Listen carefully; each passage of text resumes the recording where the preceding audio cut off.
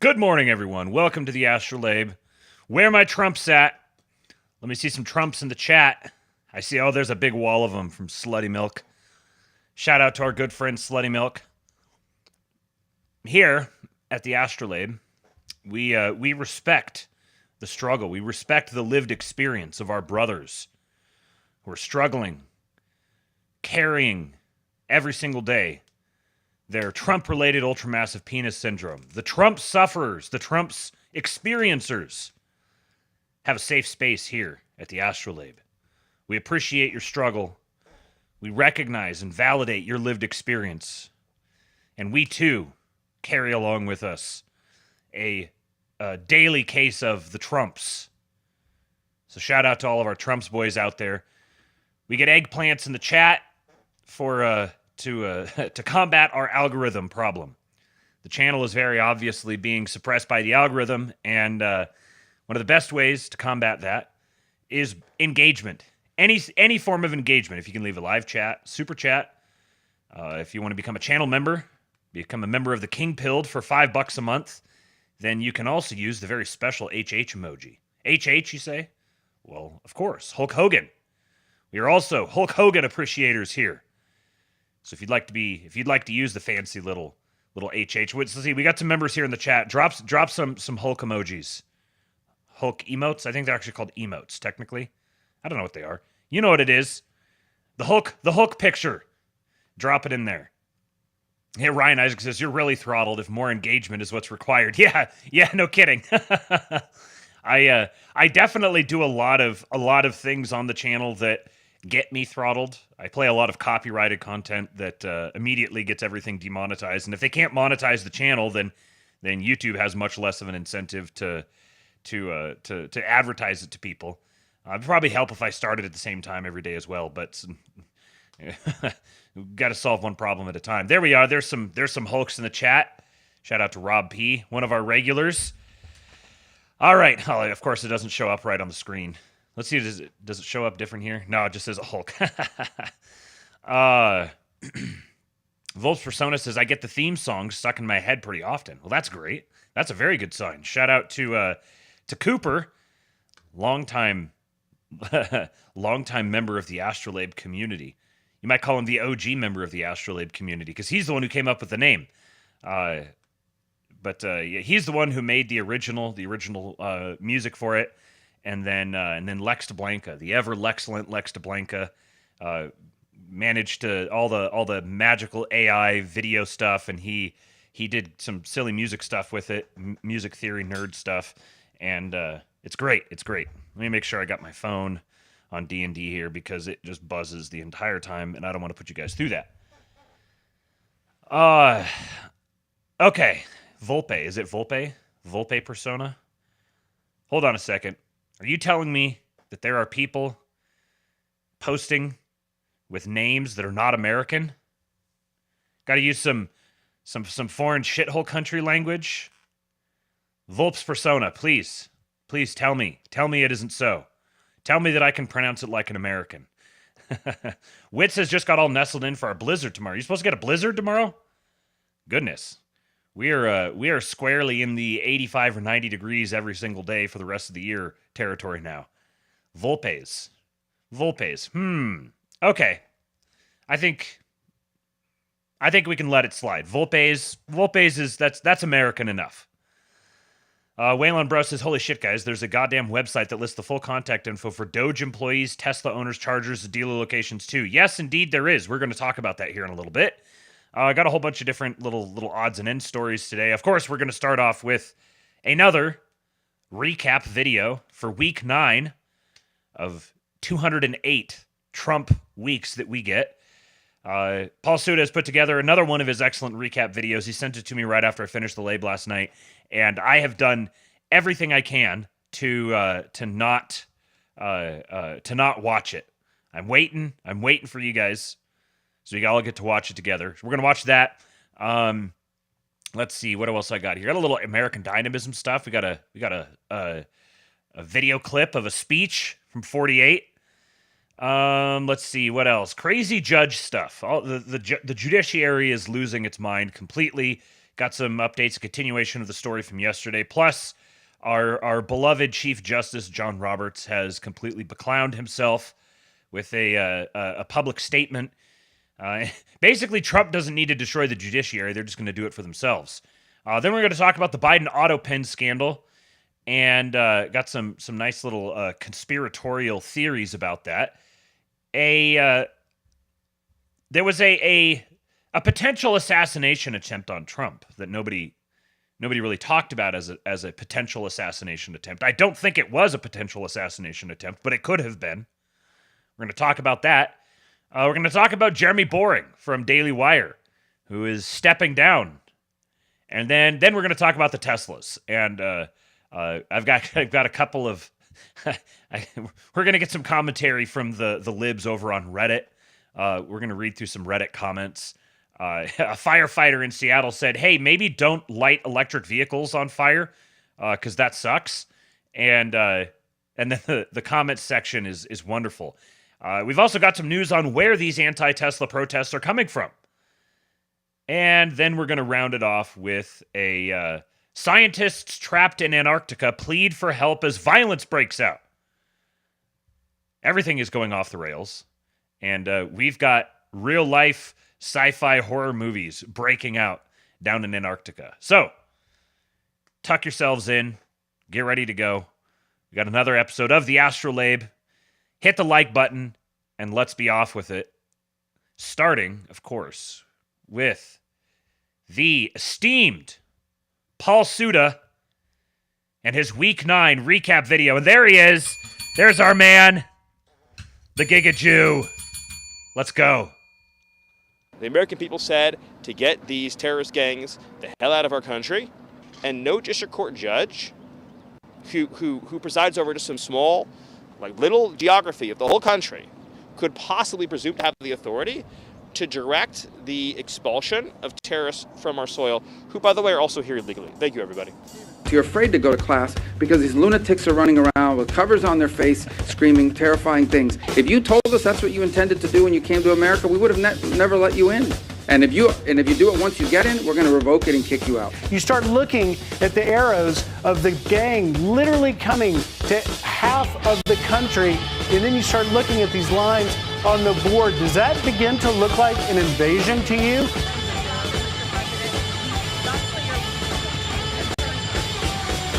As I said at the beginning, revenues will stay here, wages will go up, our country will be made wealthy again, and I think it's insulting that you are trying to test my knowledge of economics and the decisions that this president has made. I'm now regret giving a question to the Associated Press. There's that Governor Hochul who stood on national TV after NYPD officers were assaulted, saying she thinks criminal aliens should be deported.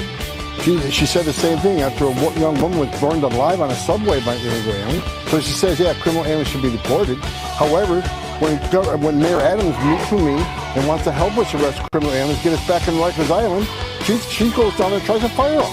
You say to those who live, you're using a 200-year-old law to circumvent due process. An old law? Not as old as the Constitution. We still pay attention to that, don't we?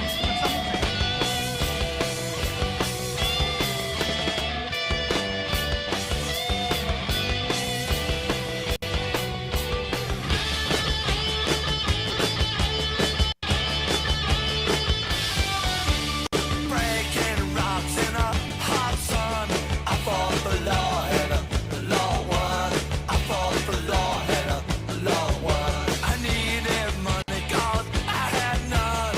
I fought the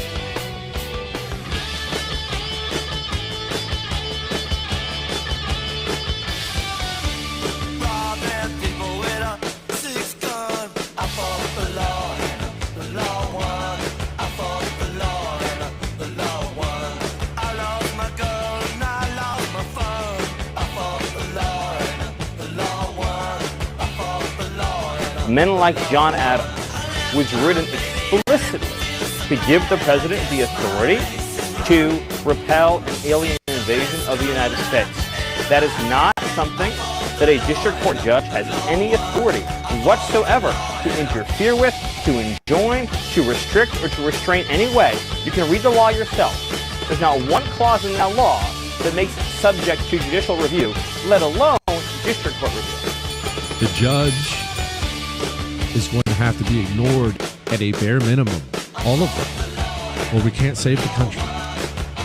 And if we want to take it a step further, it's time to start arresting some of these judges. Yes! I don't care what your role is. If you use your position to try to keep violent criminals on the streets of America, now you're a domestic terrorist. Now you should be treated under the law. And maybe that sounds like it's way too far to you. That's fine. I get it. It sounds so extreme. I get it. Bukele had to replace his Supreme Court to save his country. If he'd done it the right way, well, you can't walk the streets of El Salvador without somebody cutting your head off. When you get to a place as a country where you're this sick, the treatment options are limited. It's up to us to do something about it. The last time it cracked 40%, you got to go back to 2012. The last time it actually hit 44 or higher, January of 2004. So a lot of this is Republicans, but independents, that number is also up. Are you a racist? Yup! Do you hate Mexicans? Yup! Yes!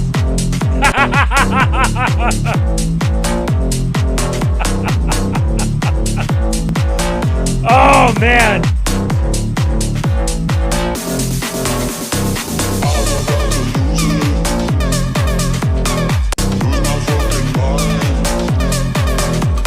Going on now at the White House Tesla Auto Mall. It's the biggest sale of the year. It's safe, it's very strong, heavy.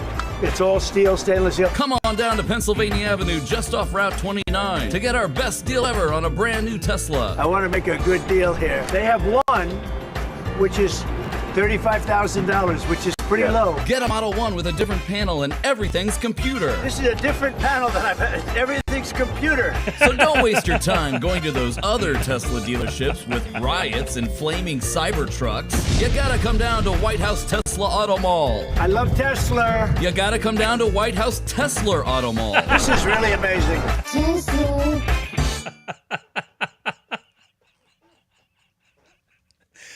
Oh my God, it's so good. Ryan Isaacs says Paul Suda is one of the many right-wingers taking the arts back from the degens. That's right. We do need, I saw you guys talking about this in the chat. We do need to get some big accounts on this. We've got plans in the works. We are dedicating ourselves to taking the arts back from the degens. We're not going to be able to do it on our own. We're trying to get the groundwork laid here. And then we're going to invite you guys to participate with us because we're not going to be able to do it on our own. But we have learned that we could do mighty things here in our little corner of the internet if we cooperate together. I just have to say, Jesse Kelly, one of my favorite things on the internet is Jesse Kelly's relationship with himself. And the fact that he podcasts in front of a painting of himself with a big old shit-eating grin on his face is just kino. It's so good. He's yeah, he is very good, Ryan, to speaking to the boomers. He's kind of one of those like Gen X boomers. There's a particular everything is boomer. There's a particular strain of the Gen Xers that are still very boomer in a lot of ways. There happens to be a lot of overlap between that sentiment and like the DeSantis fandom. But he's very good. He is absolutely one of our guys. 100%. Yeah, Jesse Kelly's a big Francophile. Yep. There's something about the guys that have that sort of devil make hair, I'm not afraid to be really brash and insulting and edgy in public. The masculine swagger. Where I kind of with guys like that, I kind of care less about what they're going down the list of okay, let's talk to him about this issue and see what he thinks and check off. I think there's some place for that, but with some of those guys, it's like you just want them around just because you need that degaff masculine swagger energy around. So we saw again, another rare Vance in the club in that one. But these Vances are just getting rarer by the day. Look at this one that I solely alone dug up. I harvested this. I mined it from the internet all by myself. Not a single person helped me. It definitely was not posted in the meme thread of the King Pill Discord. On the way the time cold, I wanna be keeping you warm. I got the right temperature for shelter you from the storm. Hold on, girl, I got the right tactics to turn you on. And girl, I wanna be the papa, you can be the mom. Oh, oh. I'm so uncomfortable with this. Vance with cornrows. Oh, man. TC says, I imagine it's an immense burden deciding on which music to use each week. Suda never disappoints. It actually, I happen to know that he already has next week's figured out. I think honestly, it seems to me like the music is one of the things that really guides him. He gets the music just right away. He knows exactly which subject he's gonna treat as the central one and what song is gonna go with it. That's his magic. This one, I don't think I've played this on the show before. Maybe I did, but this is what I like. I like a man who can think outside the box. Well, Glory Club says, every time this video ends up on my timeline, I begin to think this guy might be a genius. You guys ready to have your perspective on the world just completely rearranged? You're never going to look at time the same way again after you see this. My day is 6 a.m. to noon, and I'm not crazy. You're crazy for thinking it takes 24 hours, just like some dude in a cave did 300 years ago. My second day starts at noon and goes till 6 p.m. That's day 2. And then the next day is 6 p.m. to midnight. What I've done now is I have changed and manipulated time. I now get 21 days a week. Stack that up over a month, I'm gonna kick your butt. Stack it up over a year, you're toast. Stack it up over 5 years, my entire life is different than it would have been otherwise. My day is 6 a.m. There you go. This is the secret to success. From, I believe this is Ed Milet. That's the secret of success. You just redefine what a day is. You know what's funny is, Kramer style. Yeah, that is. Yes. Oh, man, it's so good. There's actually something to what he's saying.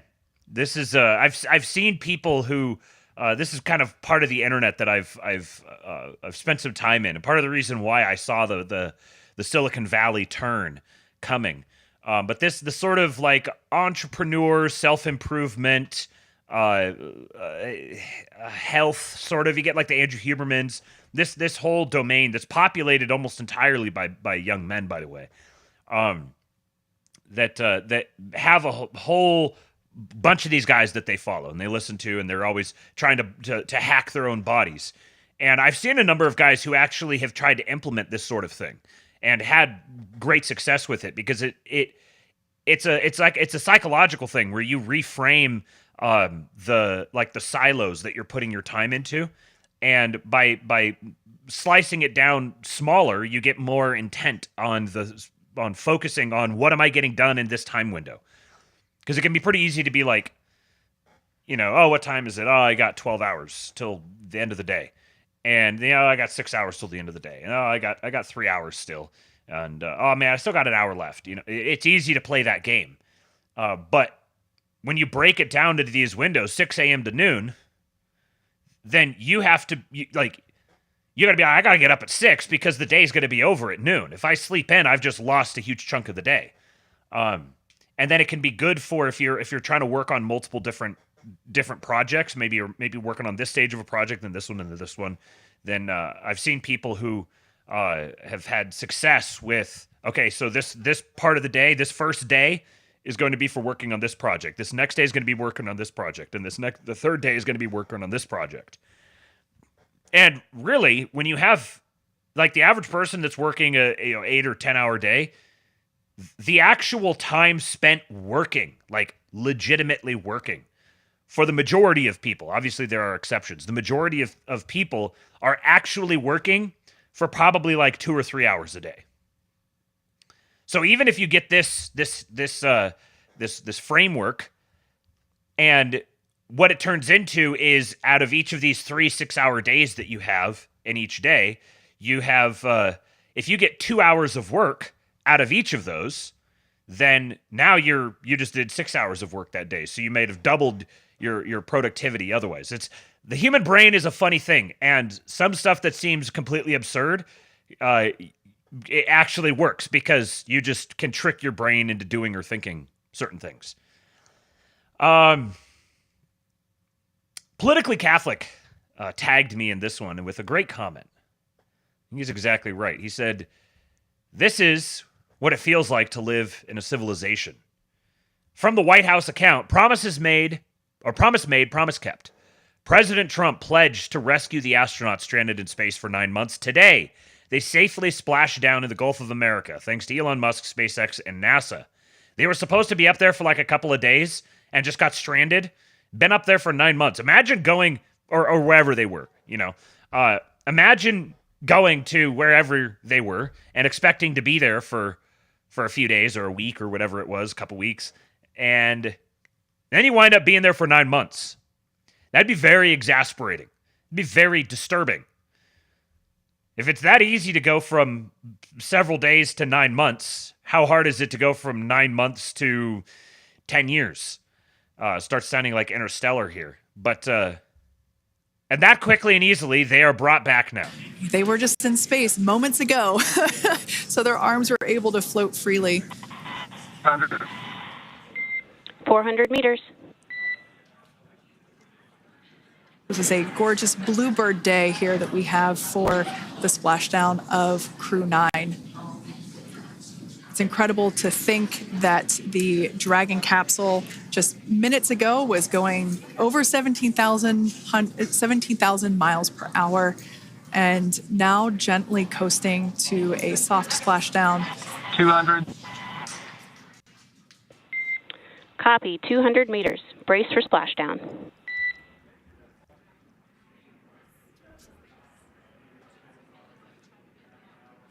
As you can see there on your screen, continuing to monitor progress of the Dragon spacecraft. And we're going to stand by for splashdown, located in the Gulf of America, off the coast of Tallahassee, Florida.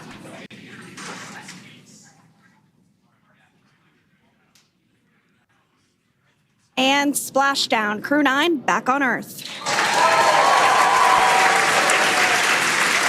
Really freaking cool.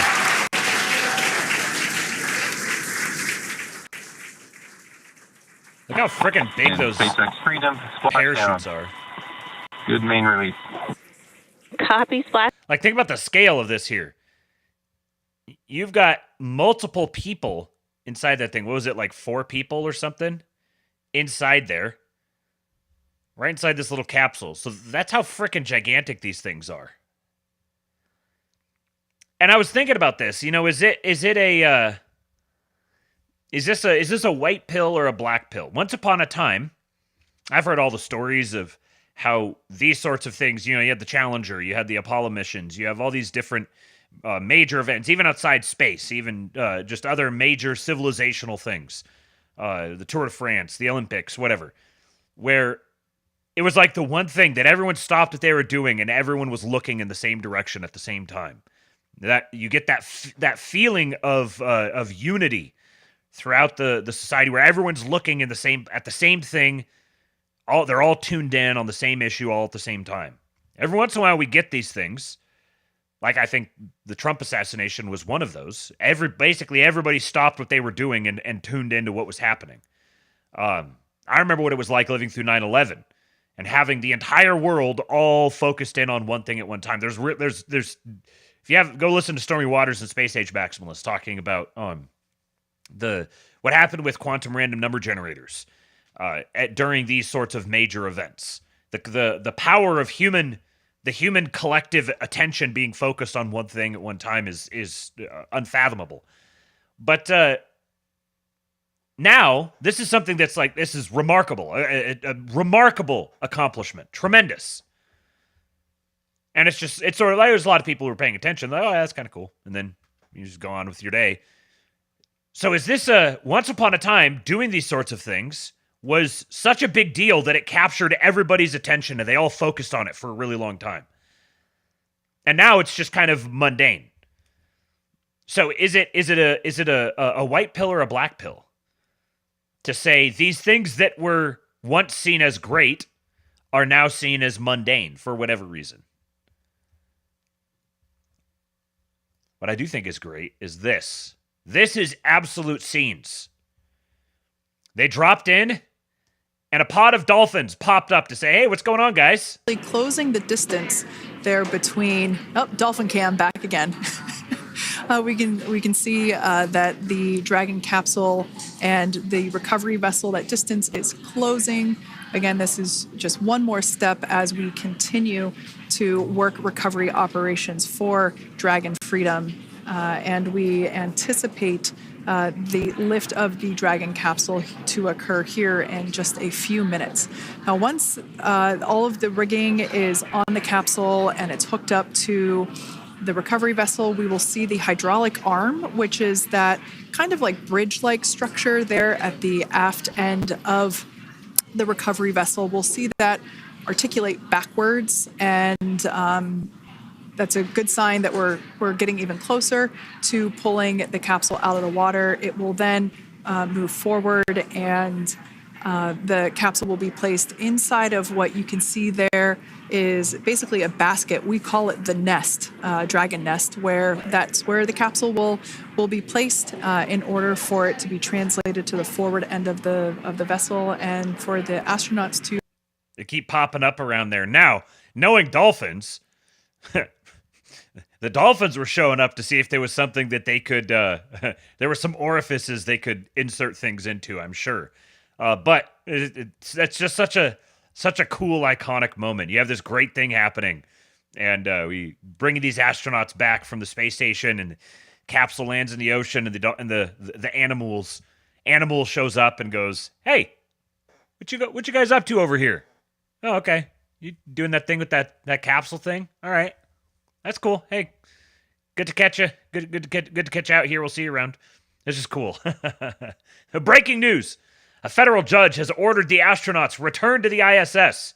Frankly, the first time I saw people playing around with that headline, I had to stop for a second to see, is this actually true? Because it's not that inconceivable, given some of the other things that some of these other injunctions that they're, and rulings and opinions and stuff that they're issuing. We'll get to that here in just a little bit.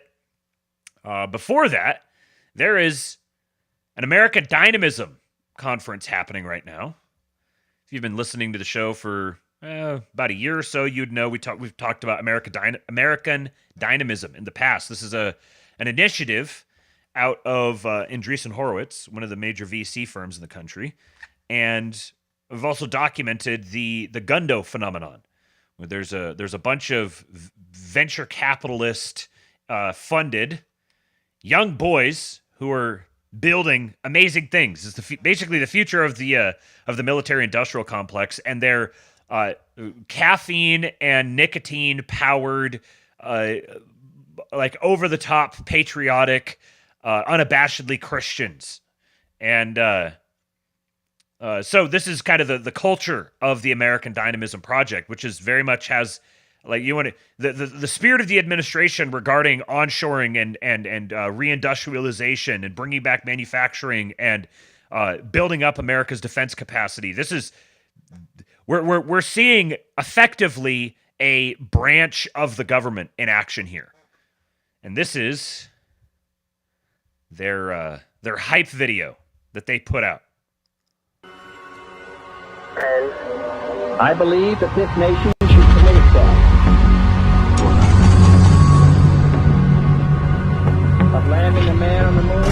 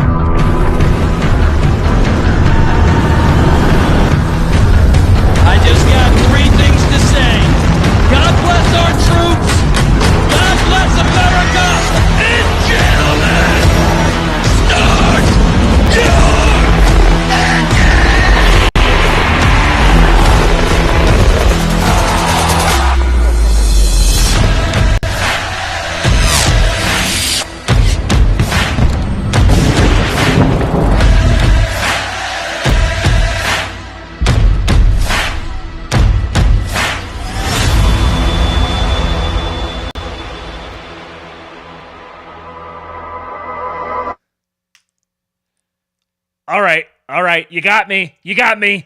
Show me the brick wall. I'm ready to run through it. It's time to build for America. This is my type of political propaganda. This is the sort of shit that I want winding me up. And here is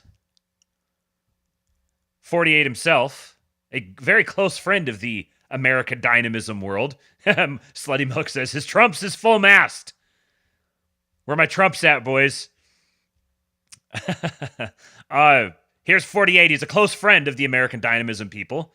And he has some thoughts that he presented. He did a 25-minute speech, and I haven't been able to listen to the whole thing. So I'm going to be listening to the whole thing tonight after I do the show, and may hear more from it depending on how good it is.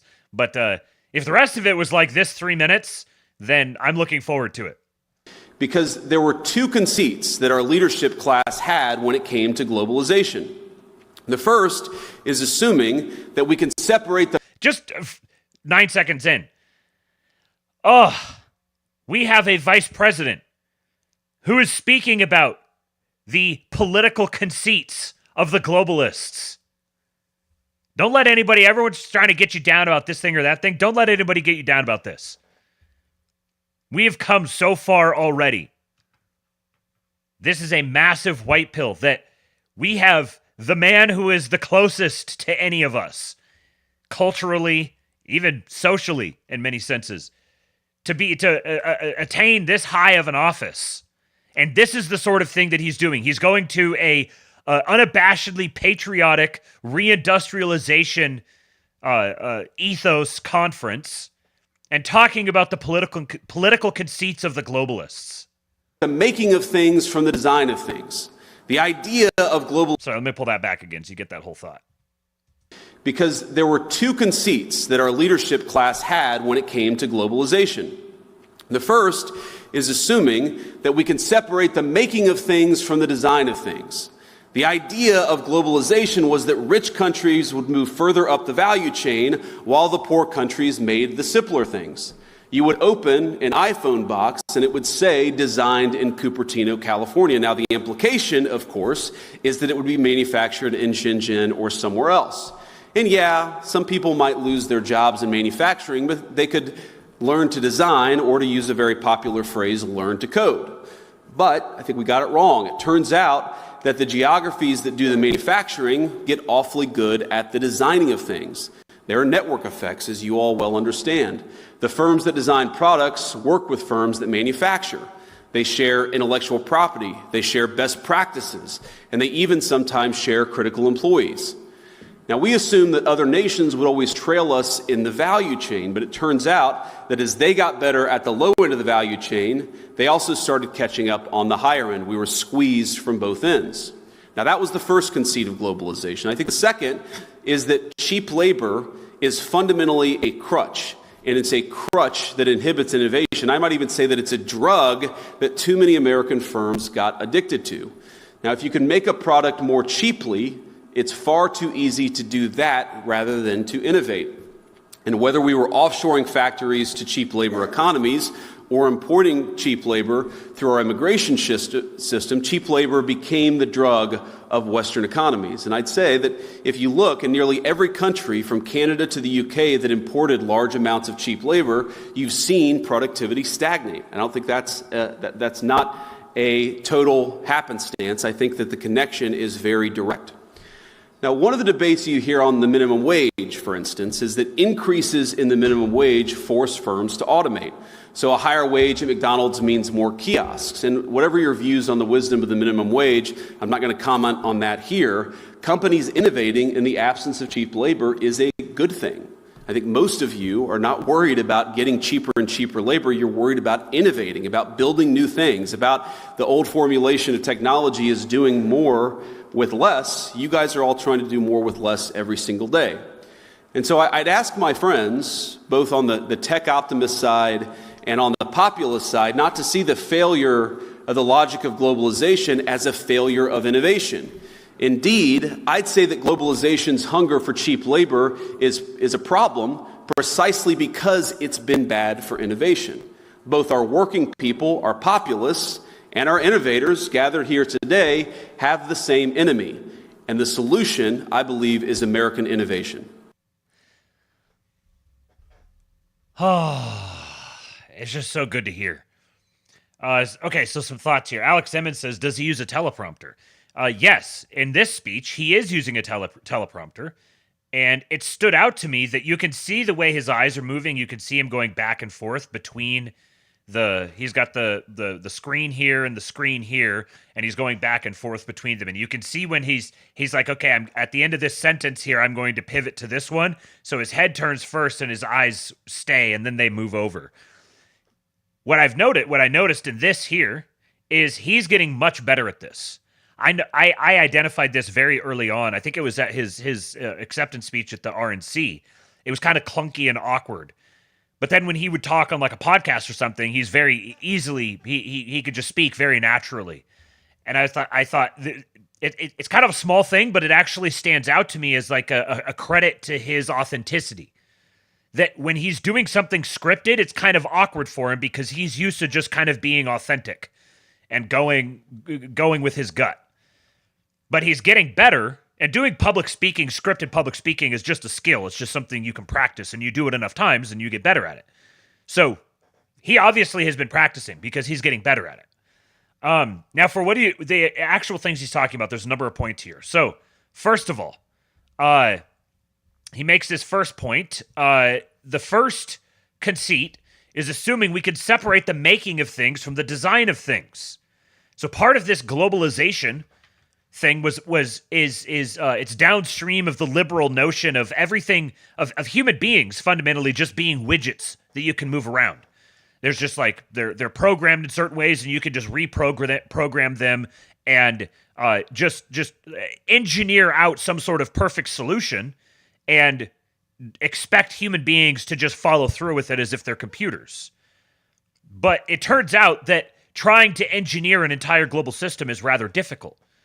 To engineer it and then get it to maintain itself, because there are network effects. So one of the major network effects is, well, if we're going to say all the stuff's going to get designed here and it's going to get built over here, well, then you have to like keep the people who are doing the building from accessing the technology for doing the designing. Which is it's never going to happen. You're never going to actually be able to pull that off. So then the effect of it was that it caused wage suppression for the people doing the designing, because now they can't do the building and they have to compete with the people doing the designing. So what's happened to the American homeland is we've lost the ability to compete on the industrial level, and we have to compete with everybody on the design level. Which is how this is how you destroy a nation. And it's not accidental either. So then he said, they share intellectual property, they share best practices, they even sometimes share critical employees. A little shot here at immigration. Now, we assume that other nations would always trail us in the value chain, but it turns out as they got better at the low end of the value chain, they also started catching up on the higher end. So we're squeezed from both ends. The second point, the second major conceit of globalization is that cheap labor is fundamentally a crutch, and it's a crutch that inhibits innovation. This here is a shot at this is a shot at corporate America. This is the populist angle on what he's talking about, and he explicitly calls it out down here toward the bottom, because there were the tech optimist side and the populist side, which is, if you were going to break down the MAGA coalition to two distinct categories, this is what it would be: the populists and the tech optimists. And this is kind of an awkward marriage because many of the populists are very tech suspicious. They're either tech suspicious or they're corporate suspicious. Because if they're the Maha side, which is what I would categorize in the tech optimist, in the populist side, that's largely Maha, even though Maha itself has both the more tech optimist Silicon Valley side and the crunchy mom populist side. But if you were to split it, it would break down basically this way. You have the tech optimists and you have the populists, and they've got to figure out a way to work together. And so he's presenting this as a message that appeals to both. So the failure of the logic of globalization is not a failure of innovation. Globalization's hunger for cheap labor is a problem precisely because it's been bad for innovation. He's saying there's a root cause for both of these issues. Your concern is, let's see, on one side you have, we want to innovate and we feel like we need cheap labor to do this, to be able to effectively innovate. And on the other side you have, we're not experiencing the benefits of innovation, and also our wages are shit. How do you blend those two together? These seem to be like fundamentally opposite perspectives. But what they combine in is, shout out to Thomas777, they reveal, when you combine the two, they reveal that there are two categories you can be in. You can be on the globalist side, or you can be everyone else. That's the only distinction that matters. And we're getting this from the vice president.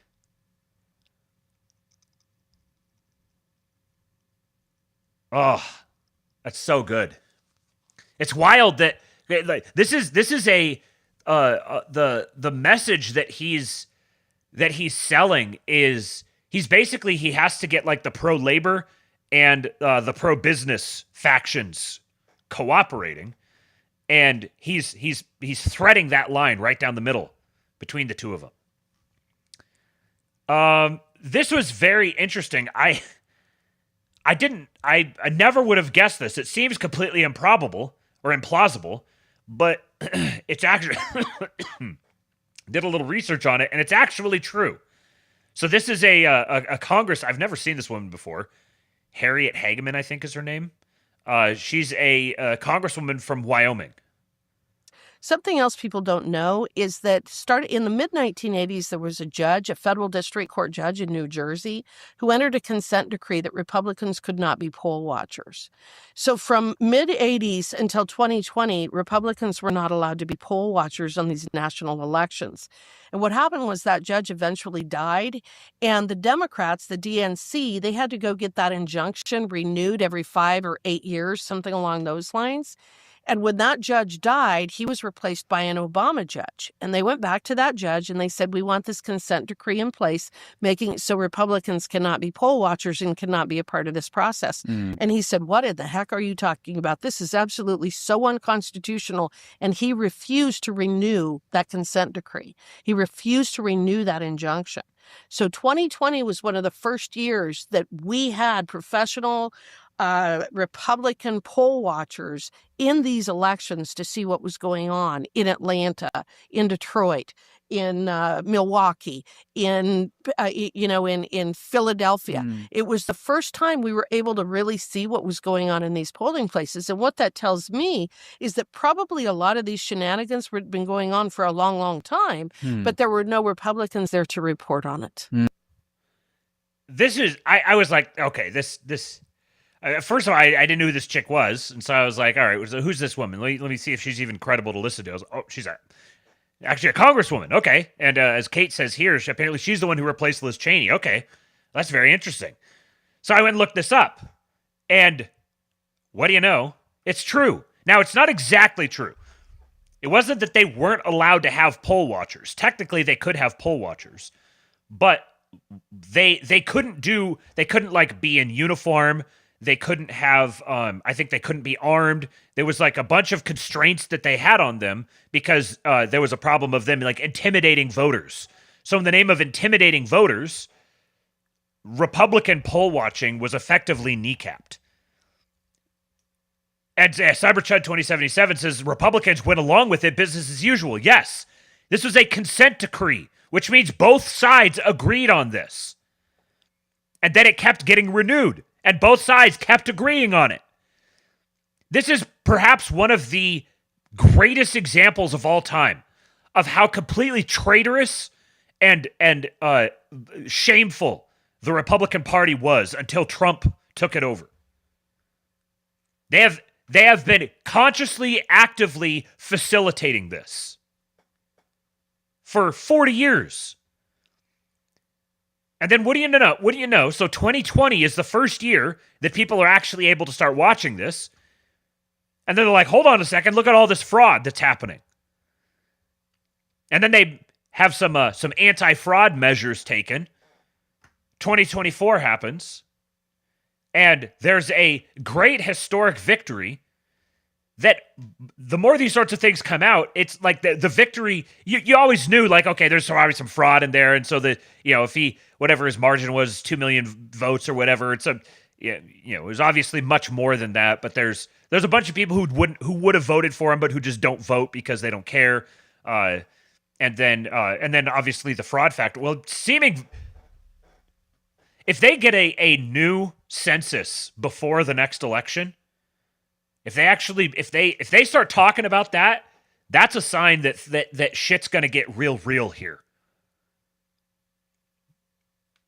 And it has to. The sorts of crimes that have been undertaken to perpetrate this sort of fraud on a mass scale, year after year after year after year. These are high crimes. And even within the context of that, even within the context of these established voter fraud operations, the electorate has still turned against them so much that they can't even overcome that. With decades worth of election fortification infrastructure baked in, plus $500 million thrown at it 4 years ago. The actual numbers, if we could get a legitimate, valid election, would be 50-point victory, or 50-state clean sweep victory, just across the country. It seems like every week there's some new revelation showing up that proves to us that all of this progressive takeover thing, all the lib insanity of the last however long you want to go back, decade or whatever, has been incredibly fake. Totally and completely astroturfed. Nobody actually thinks this way. Nobody actually believes this sort of thing. It's a tiny minority of people. The rest of it is completely fake. And people have been given, like, the people who actually do buy into it just because they're presented as if this is the only thing that you can believe. But we've been going up against one of the most incredibly sophisticated mass propaganda campaigns of in world history. And it's just cracking and falling apart. Yeah, Lutnick talked about having USPS do the census. Volpe's persona says. Wasn't Lutnick talking about using the USPS to do the census? That's the sort of outside the box thinking I like. Yes, which tells me also they're thinking about that. Because the last census was bullshit. We need another census. If we get another census, plus all of the work that's been happening, going after all the different voter fraud operations, and then just take another 4 years of things, like take all the voter fraud stuff off the table completely, and just imagine voter sentiment from 2024 to 2028. There's just no possible way that Trump's already more popular than he's ever been. The Democrats are already more unpopular than they've ever been. And the great Martin Armstrong himself has said that his computer, go listen to his recent conversation with Tom Luongo, said his computer says, and we trust Martin Armstrong's computer when Martin Armstrong's computer says stuff. It says that the Democrats as an institution are done. They're going to fragment and collapse. And this is why when I said the night of the election, the administration needs to, at some point, they got a lot of stuff on their plate, but at some point they need to focus on elevating new opposition. And elevating opposition outside, they need to astroturf a third party, separate from the Democrats. Because as long as it's still under the Democrat name, they're still going to be able to have access to a lot of that fortification infrastructure. What you need to truly, completely, permanently dispose of them is force them away from that infrastructure, which means force them into a new organization. Give them the LP. That's what I say.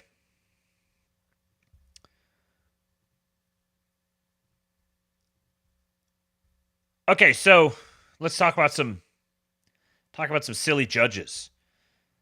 This is a late addition to the stack because it dropped just before I went live. A judge just blocked Trump's ban on transgender military service indefinitely.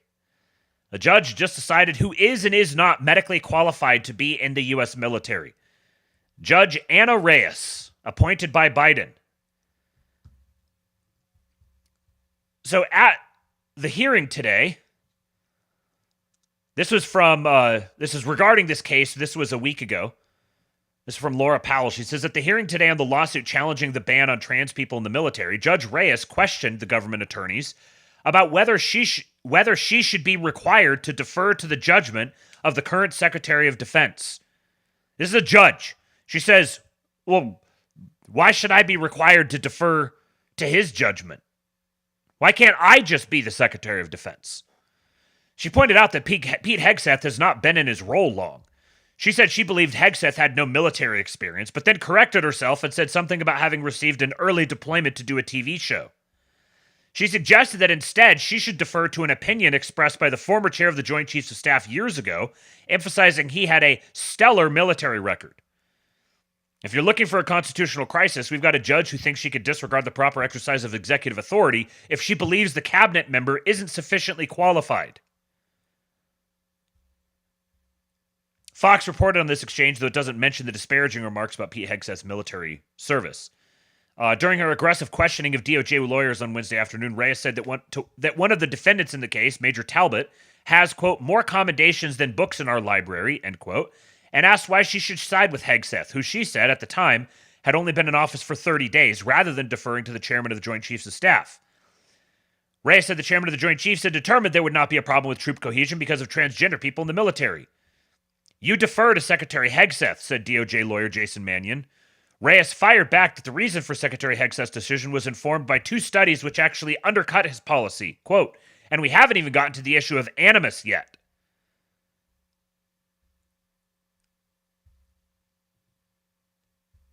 And then, today, she granted a preliminary injunction blocking the Department of Defense's new policies that limit the ability of transgender people to serve in the military. The order is accompanied by a 79-page memorandum opinion. 79 pages!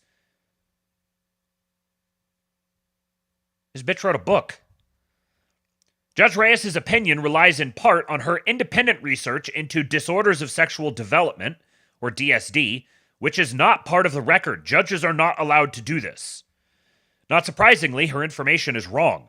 For example, she cites the erroneous figure that 1.7% of Americans are intersex. She also makes assertions about where people with DSDs would be housed based on no evidence whatsoever. She asked the DOJ attorney the answer to that question, and he said he didn't know. This case has nothing to do with people with DSDs, many of whom were banned from serving in the military for years after the ban on trans people was lifted, which was never challenged. This is a reading from the court document here. Defendants claim the military ban is necessary to ensure all service members' privacy, such as in sleeping and showering arrangements. If this concern were genuine, barrack assignments would be based on anatomical, phenotypic sex, not reproductive or gonadal sex. For intersex individuals who can present in about 40 different ways, the two are not necessarily aligned. A person with ovotestes has both ovarian and testicular tissue, and so presumably could not be assigned to either male or female barracks regardless of their anatomical sex. A person with male genitalia but female reproductive anatomy would be put in female barracks, undoing the very privacy concern the military ban purports to address. This is all outside the scope of anything that she should be ruling on. The woman's, number one, she's just kind of stupid, and she's completely lost her mind. It's so good to see the judges doing this to themselves, obliterating their own authority. Trump doesn't have to do anything. He just has to let them obliterate their own credibility. $10 super chat from Bayer Alonzo. Thank you, my friend. He says, God bless. God bless you and yours as well, my friend. This was from yesterday regarding the judge, Boasberg. Julie Kelly says, order from Judge Boasberg related to today's hearing. Quote, as discussed in today's hearing, the court orders that by 12 p.m. on March 18th, or today, the government shall file a notice which may, if necessary, be sealed in part, setting forth, 1, a sworn declaration that no one on any flight departing the United States after 7/25 on March 15, 25 was removed solely on the basis of the Alien Enemies Act proclamation at issue.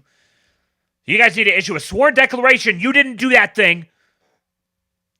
Number 2, a sworn declaration setting forth when the proclamation at issue was signed, when it was made public, and when it went into effect. Number 3, the government's best estimate of the number of individuals subject to the proclamation currently remaining in the United States and how many are currently in U.S. custody. Let me read that one more time. This judge is requesting that the government provide publicly their best estimate of the number of individuals subject to the proclamation currently remaining in the United States and how many are currently in U.S. custody. The matter at hand is a proclamation ordering a military effort to remove hostile foreign invaders from the country. And this judge is demanding that the government reveal their list of who is subject to that proclamation and how many they currently are holding. Number 4, the government's position on whether and in what form it will provide answers to the court's questions regarding the particulars of the flights. Such form could include in-camera review or in a classified setting. If the government takes the position that it will not provide that information to the court under any circumstances, it must support such position, including with classified authorities if necessary. And this is all over. The government has to do all of this stuff to justify a military action taken, directed by, explicitly, by proclamation from the commander-in-chief of the military. And this is some irrelevant, retarded little district court judge who thinks he could just demand all this stuff from the government. Sean Davis said Boasberg is now ordering Trump to give him operational military intelligence on the size and status of Venezuelan/TDA forces currently within the United States, as if Boasberg himself is the commander-in-chief and Trump is some staff officer detailed to him. Boasberg can get wrecked. Dale Stark said he could try to marshal an army to enforce his ridiculous rulings, and Sean Davis said the behavior here is just next-level insane, and that dummy has absolutely no idea that he's digging the metaphorical grave for the plans of his entire little judicial insurrection cohort. And then, of course, the great retard at the head of the Supreme Court bench weighs in today. Chief Justice Roberts' statement says, for more than 2 centuries, it has been established that impeachment is not an appropriate response to disagreement concerning a judicial decision. The normal appellate review process exists for that purpose. When was the last time, and I mean this honestly, when was the last time that the Chief Justice, or any Supreme Court Justice really, issued a formal statement, unprompted, about political goings-on? Maybe I've been exactly been hanging on Chief Justice Roberts' every word, but I don't remember the last time I saw something like this. Utterly beclowning himself. Mike Davis says, prediction, the Chief Justice will have to resign. He's destroying the federal judiciary's legitimacy. And I think he's right. I think this was a grave misstep. To come out and weigh in on this, there's no reason for the Supreme Court to get involved here. The only thing he does is make himself look like a partisan political actor. Only in the minds of people who already agree with him is it going to look like he's doing something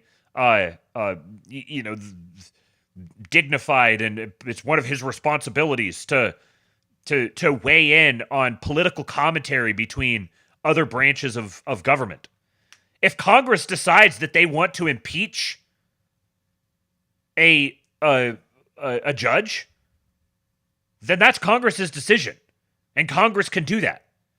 And the president can say, what this guy's doing is impeachable. You guys should impeach him. And Congress could say, you know what? We agree. Let's impeach him. All right, we got an incoming coming. So let me get this super chat real quick. 10 leaf bucks from Slosher. Locking you in your house and openly musing putting people in camps for a flu isn't a constitutional crisis, but deporting criminals and letting chicks with dicks in the army is. Don't you understand, Matt? Yes, indeed. I am the ignorant chud who just doesn't understand how things work. All right, here he comes. I hear footsteps. Where is he? Ah! A chameleon blasted in. Uh-huh. Oh, man. Come here, little chameleon. You're going to have to stand up on your back legs. Hi, Doodle Bear. I'm a chameleon. Did you have fun with Mommy and Auntie Annie? Can you ask them to post chameleons in the chat? You guys heard it. Chameleons in the chat. Look, they're already posting pig dirks for you. And they got some lizards. I don't think there's a chameleon picture, but they can post lizards. See the green ones here? Uh-huh. The type of lizard. We've got big news. She did. Pigshi, the wife of Pig Dirk, had another baby today. What's the baby's name? They haven't decided. I think they're gonna decide tomorrow night. Oh, they're gonna decide tomorrow night? Uh-huh. Is it a boy or a girl? It is a girl. A girl. Oh, okay. So Pigshi and Pig Dirk have 3 children. They have Babe Dirk, the girl, and then they have Fridge Dirk and Rock Dirk, the boys. You did them in opposite order, too. What? You did them in opposite order. What, their ages? But the baby that doesn't have a name is Apparently it's Rock Dirk and then Fridge Dirk and then Babe Dirk. So 2 older boys and 2 younger girls. We have great imaginations around here. Look at all those lizards that they posted for you. There's some dinosaurs in there too. Peacocks, balloons, and snakes, and more Pig Dirks. They sure like you. What do you say to them for posting them? Yep, there's some dragons. Did you know chameleons are a type of lizard? Yeah, they are a type of lizard. They've got weird eyes, don't they? Do you want to share what you know about hippos? Hippos and chameleons have the butt wide open and then they clench it closed. Hippos and chameleons have their butts wide open and then they clench them closed. To get fish and water out of their butt. Oh, why did? Do you want to see how it works? No, I don't think. No. Don't climb up. No, I don't need you to. I don't need you showing how that works. I want to keep the YouTube channel. Oh, Gaga posted some. See, Gaga posted these ones right here. She posted you lizards and a heart and hearts on a face and then some pig dirks. And did she post me some ninjas? No, someone else did. That's Ninja of Spades posted you some ninjas. And a poop. Yeah, someone posted a poop. That's funny, isn't it? Mama, someone posted 2 poops. All right, bud, I love you. That's so silly of them. That's so silly of them. Why did they post poop? Probably because they thought you would find it funny. Why don't you make your fart sound? Is that your fart sound? Uh-huh. All right, love you, big guy. Have a good sleep. Good night, Daddy. Love you. Good night, Mama. Love you. I have to give a big shout out to my wife today because I woke up this morning between having to sit in the dentist chair yesterday with my and then I fell asleep with my hair up. And whenever I do that, it's always a bad thing. For whatever reason, it makes the pinched nerve in my neck spaz out. So I was kind of like, this morning, and I asked her to rub my shoulders for a little bit, and she went crazy on my shoulders and my ears and my jaw and my scalp, and I married a good one. Okay. There was another super chat in here. Let me make sure I didn't miss that. Man, look, whole wall of emojis. Where'd it go? Here it is. From Jackalope. Thank you, friend. Lizard for the boy, $10 super chat. All right. Now, here is, I got a thought here from a powerful poster, Josiah Lippincott. He is quote tweeting Sean Davis. Sean Davis says, John Roberts couldn't even figure out how one of his own rulings was leaked in an unprecedented breach of security, and yet he presumes to lecture the President of the United States on what he can or can't say about a corrupt judge. The level of arrogance from Roberts here is shocking. Get your own house in order before you lecture a single other official on the management of his office and authorities. I would say this is probably even being too gracious to Roberts. I'll bet you he leaked it himself. I suspect that there are some very, very dark skeletons in that closet.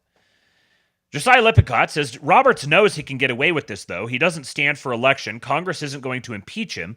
Republicans won't even break the filibuster for ordinary legislation. And it's very unlikely that Trump would ever flout a Supreme Court order. In this environment, the court is sovereign. It has near total control over the executive branch in domestic affairs. Watergate demonstrated this decisively. Judicial prerogative de facto trumps executive prerogative if the president is a populist or a conservative.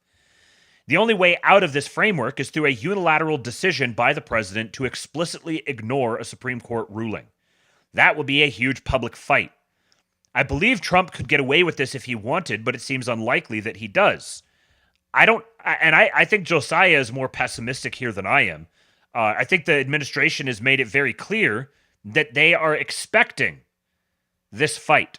And they've qualified this with saying they want it to go to the Supreme Court, but they also haven't they definitely haven't ruled out the possibility of doing something beyond that point. And we've gotten lots of little teasers from different people within the administration that they're thinking of this in very historic terms. They may not have directly quoted Andrew Jackson just yet, but there's definitely people within the administration who are thinking that way. The thing is, though, in order for that to be effective in this climate, as Josiah is describing it, it has to truly be the very last possible option. It has to be clear that we've gone through every possible alternative before getting to this point. They can't just do it on a whim. Even if Trump bends the knee, this problem will remain. If the Supreme Court is sovereign, then elections are meaningless. Congress cannot legislate because of the self-imposed filibuster, and the president is subordinate to the unelected court. Because of civil service protections, he can only appoint 0.1% of federal government positions, so the bureaucracy is untouchable too. A neglectful Congress, sovereign judiciary, powerful bureaucracy, and weak president means the swamp is immune from electoral control. If conservatives accept this institutional arrangement, there is nothing more to do or say. There will never, under any circumstances, be any meaningful change in a system arranged like this. Only the president, acting unilaterally to seize back his due constitutional powers, can enact reforms. In order to do so, he must battle all of the other branches at the same time and bend them to his will. Now, I will say, isn't it remarkable that we have a constitution wherein he can do this and do it all completely legitimately within the purview of the Constitution? This was it was actually Yarvin who kind of woke me up to this fact that the correct approach here is not screw the Constitution, it's an archaic document, it has no binding, is whatever, blah, blah, blah, blah, blah. No, actually the Constitution is brilliant. It's been structured brilliantly where you can, with the correct, like ultimately the political will matters more than the whatever's on paper. You have to have the political will either way. If you have the political will, we just so happen to have a constitution that will facilitate a president effectively operating as a king who treats the court and the Congress as advisory branches. He can do this fully within the scope of the Constitution, which is what makes the flexibility of the Constitution is actually what makes it so brilliant as a governing document. You don't have to have a complete upheaval, overthrow, revolution, start everything over from scratch. You can just stay within the purview of the Constitution. We're just going to have a powerful Article 2 executive. And in four years, we'll stand for re-election. And if you guys don't like me being a powerful Article 2 executive, then you can vote me out.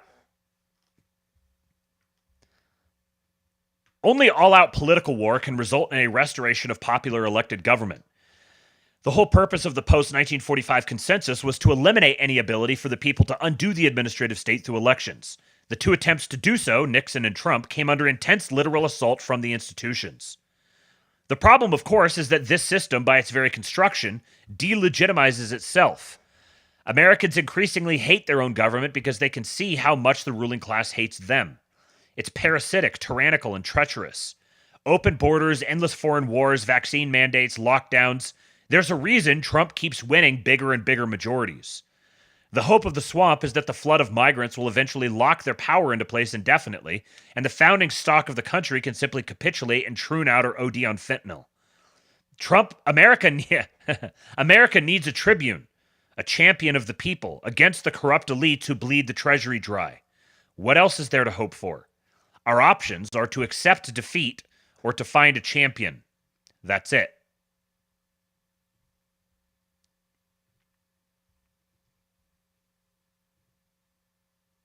And then, in another case, judicial insurrection, Obama appointed District Court Judge Theodore Chuang, that doesn't sound like an American name, has ordered the restoration of USAID, claiming its shutdown violated the United States Constitution. Yes, indeed. Shutting down USAID violates the Constitution. You know, Article 47? No, we don't. 47 is a good number. We don't want to do that. How about Article 44 is where of the Constitution is where USAID was created. In case it wasn't explicit enough, this is from Chuck Dirk. In case it wasn't explicit enough that the only two clauses of the left's Constitution were "Thou shalt have open borders" and "All American money will be sent abroad." Now, let me see if this article has the point here. Yes, okay. So, a federal judge on Tuesday found that Elon Musk and the White House's Doge have likely violated the Constitution when they unilaterally acted to shut down the U.S. Agency for International Development. U.S. District Judge Theodore Chuang ruled in favor of a group of more than 24 unnamed current and former USAID employees and contractors who had challenged the efforts to shutter USAID, which were mounted by Doge and Musk. Chuang granted in part their request for a preliminary injunction and said in a 68-page decision that Doge and Musk likely violated the Constitution's appointments clause and separation of powers. He ordered Musk and task force employees to reinstate access to email, payment, and other electronic systems to all current USAID employees and personal services contractors. The judge also prevented Doge and Musk from taking any action relating to the shutdown of USAID, including placing employees on administrative leave, firing USAID workers, closing its buildings, bureaus, or offices, and deleting the contents of its websites or collections. So, not only can they not shut it down, they can't do anything with it. They can't even delete the contents of websites. What if there's a phone number that's wrong? Can we change that?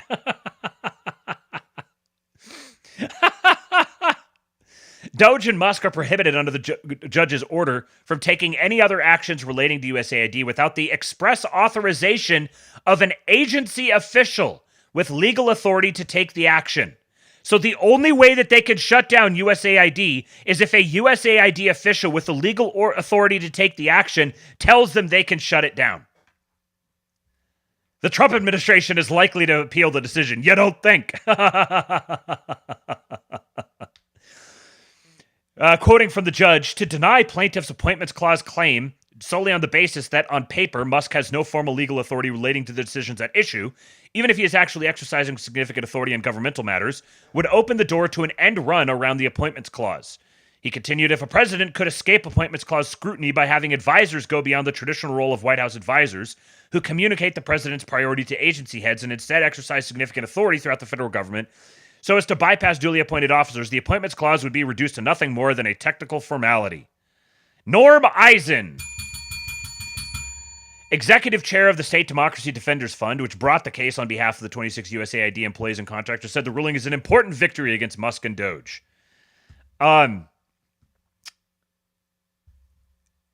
Now, what's interesting here, and I need to find out some more about this, because my understanding is that neither Doge nor Musk has the authority to shut it down, and we're not the ones who shut it down. It was shut down by the president, by Marco Rubio. Yeah, that's what I thought. Politically Catholic says in the USAID case, Marco Rubio cut USAID. So I'm curious to see if this judge is even like, maybe he's just completely off his rocker. We're like, he's Musk is just an advisor, and so he doesn't have the authority to shut this down. Well, yeah, Musk was not the one who shut it down in the first place. So are you now saying the Secretary of State cannot shut down an agency that is a part of the Secretary of... this is all just obstruction. Literally just forcing them to expend resources combating this sort of thing. And they have to expend these resources to combat these sorts of things. Because in order to actually give weight to the judges made his ruling, let him enforcement move, in order to actually have that move have weight, it has to be abundantly evident that the government has gone through all the paces, all the way up until this point. Done all the legwork, dotted all the I's, and crossed all the T's.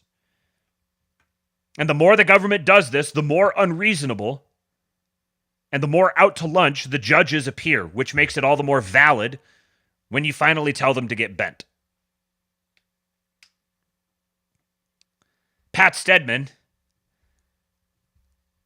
says it's amazing. Trump could never have achieved judicial reform via dictate, but because these judges can't help themselves, they're destroying their own legitimacy. And he baited them into doing it on the least popular issues. What are the things that they're blockading them on? Shutting down USAID, which is very popular. Deporting literal terrorists. Trans people in the military. These are the hills that they're dying on. And believe me, they are dying. Never interrupt an enemy when they're making a mistake. That's what it is. By continuing, I see a lot of people who are champing at the bit. They're like, just tell them to go fuck themselves. This is enough. Stop wasting time on all this stuff. That move to tell them to go fuck themselves now, that would be interrupting the enemy while they're making a mistake. Let them keep discrediting themselves. All they're doing is gutting the legitimacy of the judiciary. And the more they do that, the more latitude it's going to give the executive down the line. Yeah, Taylor says, I said this in the KP Discord earlier, the judiciary is taking up the task of delegitimizing themselves for Trump. Yes, correct. Politically Catholic, in this case, it actually works to our advantage because the resistance is telling Doge not to do something they weren't doing anyway.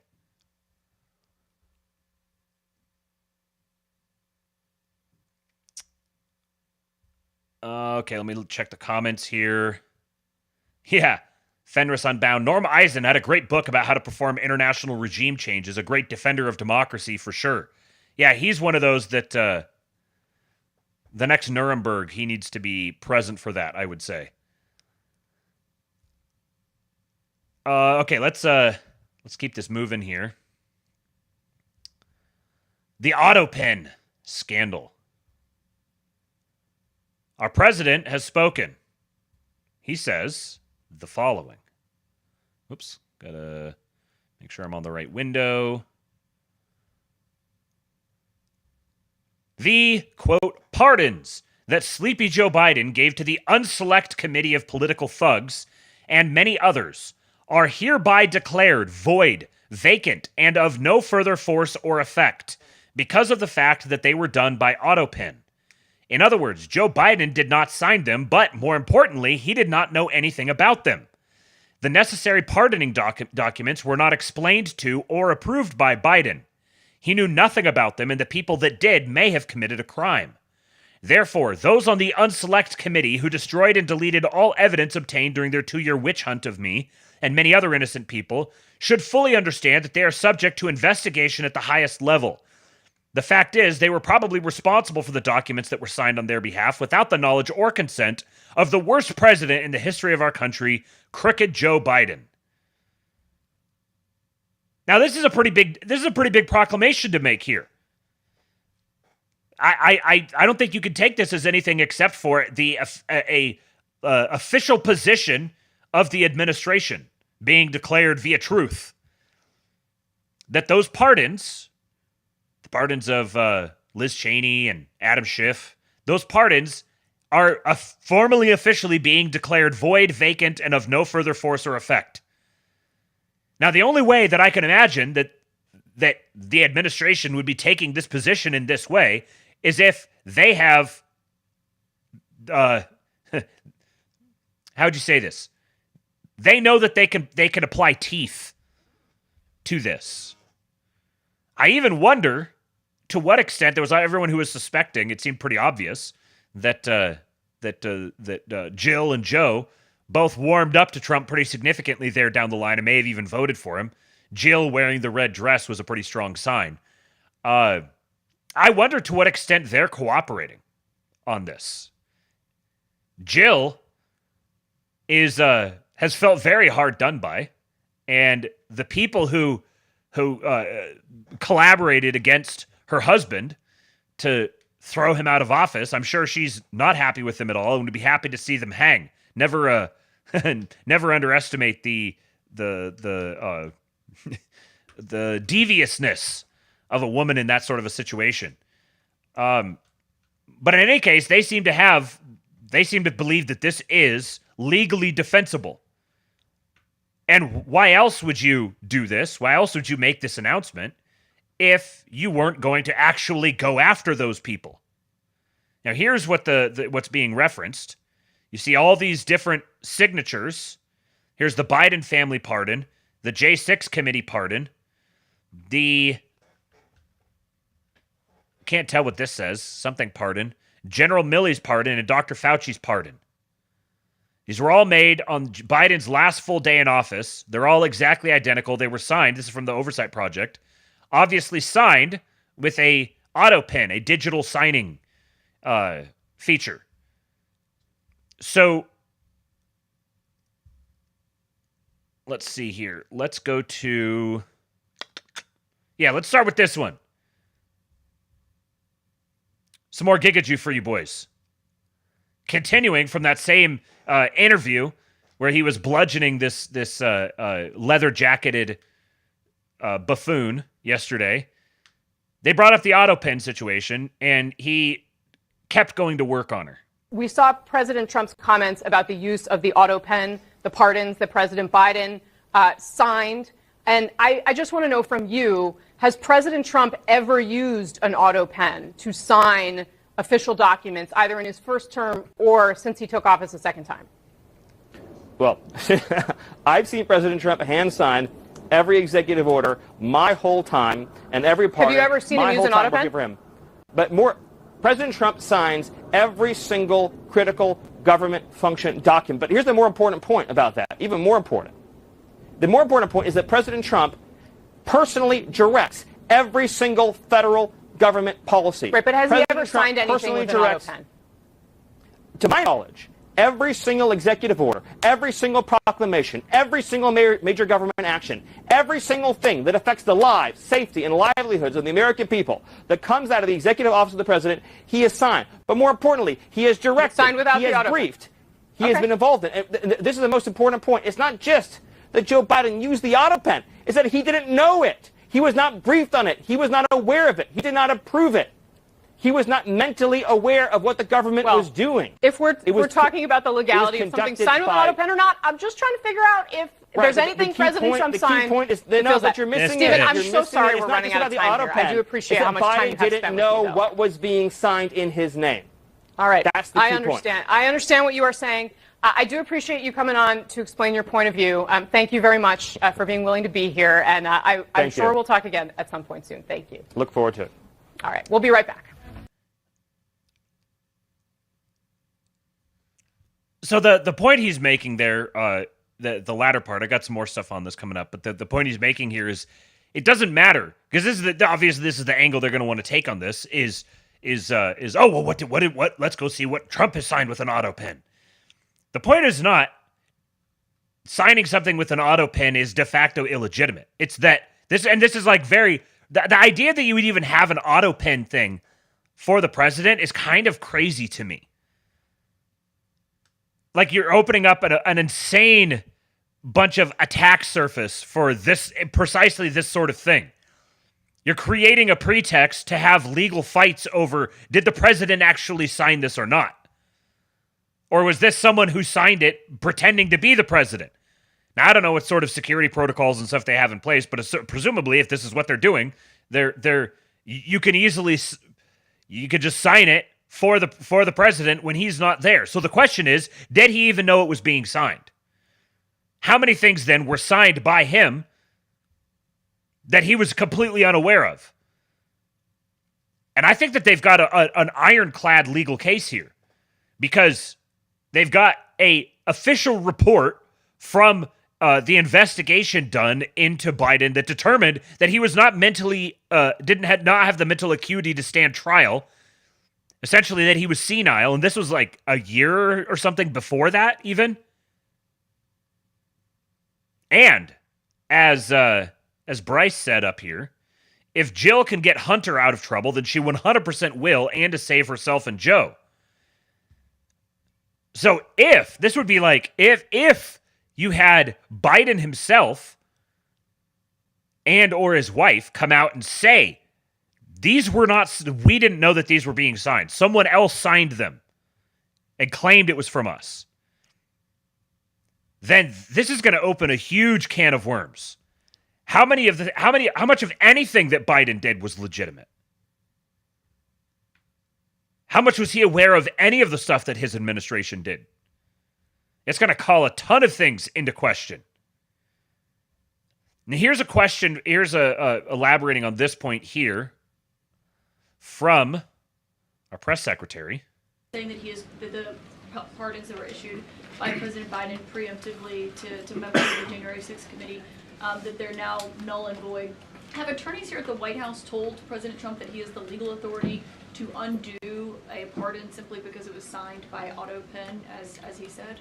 The president was begging the question that I think a lot of journalists in this room should be asking about whether or not the former president of the United States, who I think we can all finally agree was cognitively impaired. I know it took people some time to finally admit that, but we all know that to be true, as evidenced by his disastrous debate performance against President Trump during the campaign. I digress on that. But the president was raising the point that did the president even know about these pardons? Was his legal signature used without his consent or knowledge? And that's not just the president or me raising those questions, Caitlin. According to the New York Post, there are Biden officials from the previous White House who raised those questions and wondered if the president was even consulted about his legally binding signature being signed onto documents. And so I think it's a question that everybody in this room should be looking into, because certainly that would propose perhaps criminal or illegal behavior if staff members were signing the President of the United States autograph without his consent. Biden is on the record talking about issuing preemptive pardons to these people. But was he aware of his signature being used on every single pardon? That's a question you should ask the. Isn't this just like the most baseline? These people just insist upon throwing themselves on their own swords. This is such a basic question. Did he know that he signed these things? Did he know that his signature was affixed to this? As the Ninja of Spades said, signatures are no joke. Even when sealing construction docks, you don't just slap somebody's sig on something. Right. Like a signature is like the whole point is that I was here and I signed the thing. So you have to have like some sort of security protocol around it if you're going to have this Autopen thing in the first place. But then if you're talking about like a pardon, and the pardons themselves are questionable as is, given the wide window, and some of them even being pardons for in the future, Biden was demonstrably cognitively impaired. And even Biden administration officials are on the record questioning whether he was even aware of the fact that this was being done. This is a pretty massive scandal. Like you have people forging the president's signature to issue presidential pardons to people who have committed massive crimes. This is a massive scandal. It kind of sort of flies under the radar because so much other stuff is happening. But of all the different things that they've undertaken lately, this has got to be one of the most legally ironclad for them to pursue, and they could unlock so many things with this. But as Bryce does point out here as well, you have to have Jill come out at the right time and call out the BS about all of this. Trump needs a massive political win to get that momentum to question the pardons. I think he probably does. It depends. It depends on what like what sort of information gets released that is potentially implicating certain people, like Fauci in particular. There's been some dark stuff that's come out with the USAID stuff. So I could see a campaign where, you start with Fauci and you establish the precedent. He's probably the one that would be the easiest on this. And then you can build everything else. You can kind of backfill everything else with that. Now, there's even more potentially that could be questioned on this.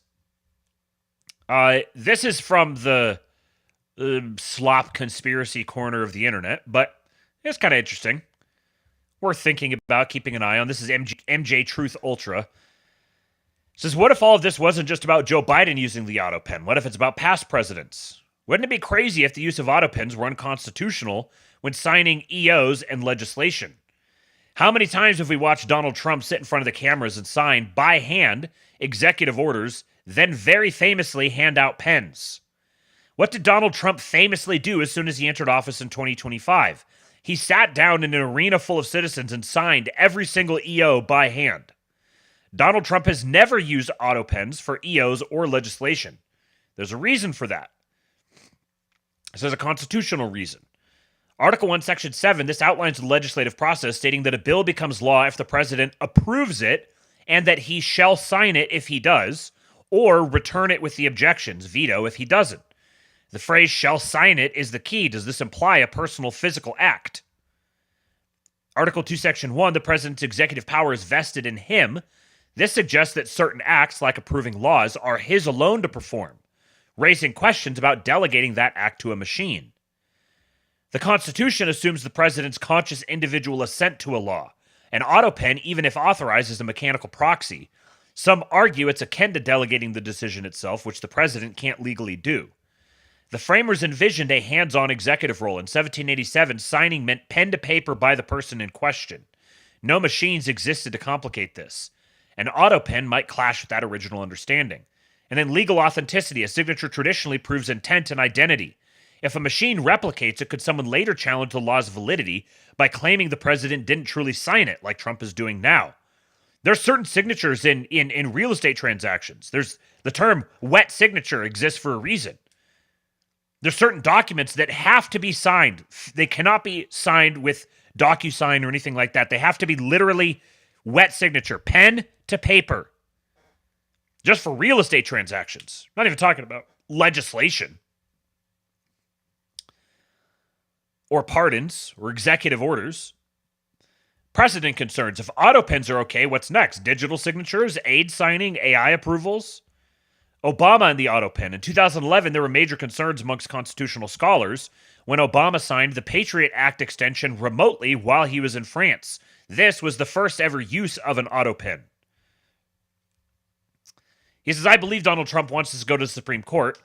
Expect his decision to make Joe Biden's pardons void to get smacked down by a corrupt judge first, but it will ultimately go to the Supreme Court, and that's exactly where I believe Donald Trump wants it to go.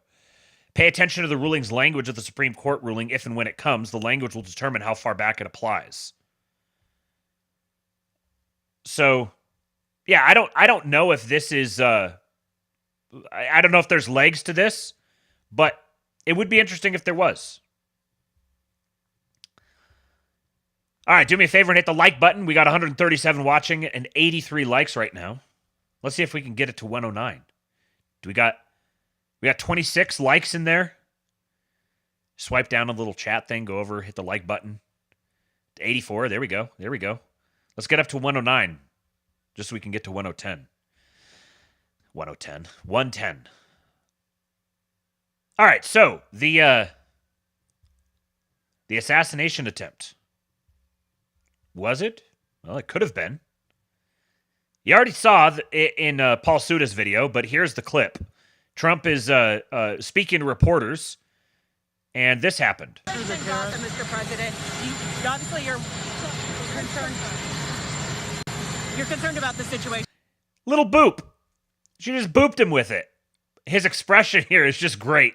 He was obviously not happy. Obviously you're concerned. Huh. You're concerned about the situation in Gaza. All right, what bitch. What are the hopes now to get the hostages back? She just became a big story tonight, right? Did you see that?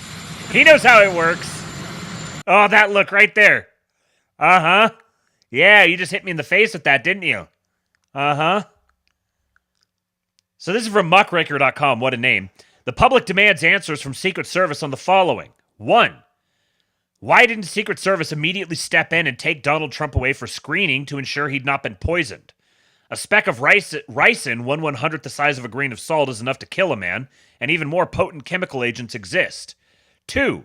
Was the woman holding the microphone held for questioning, and was her equipment tested for poisonous compounds and elements?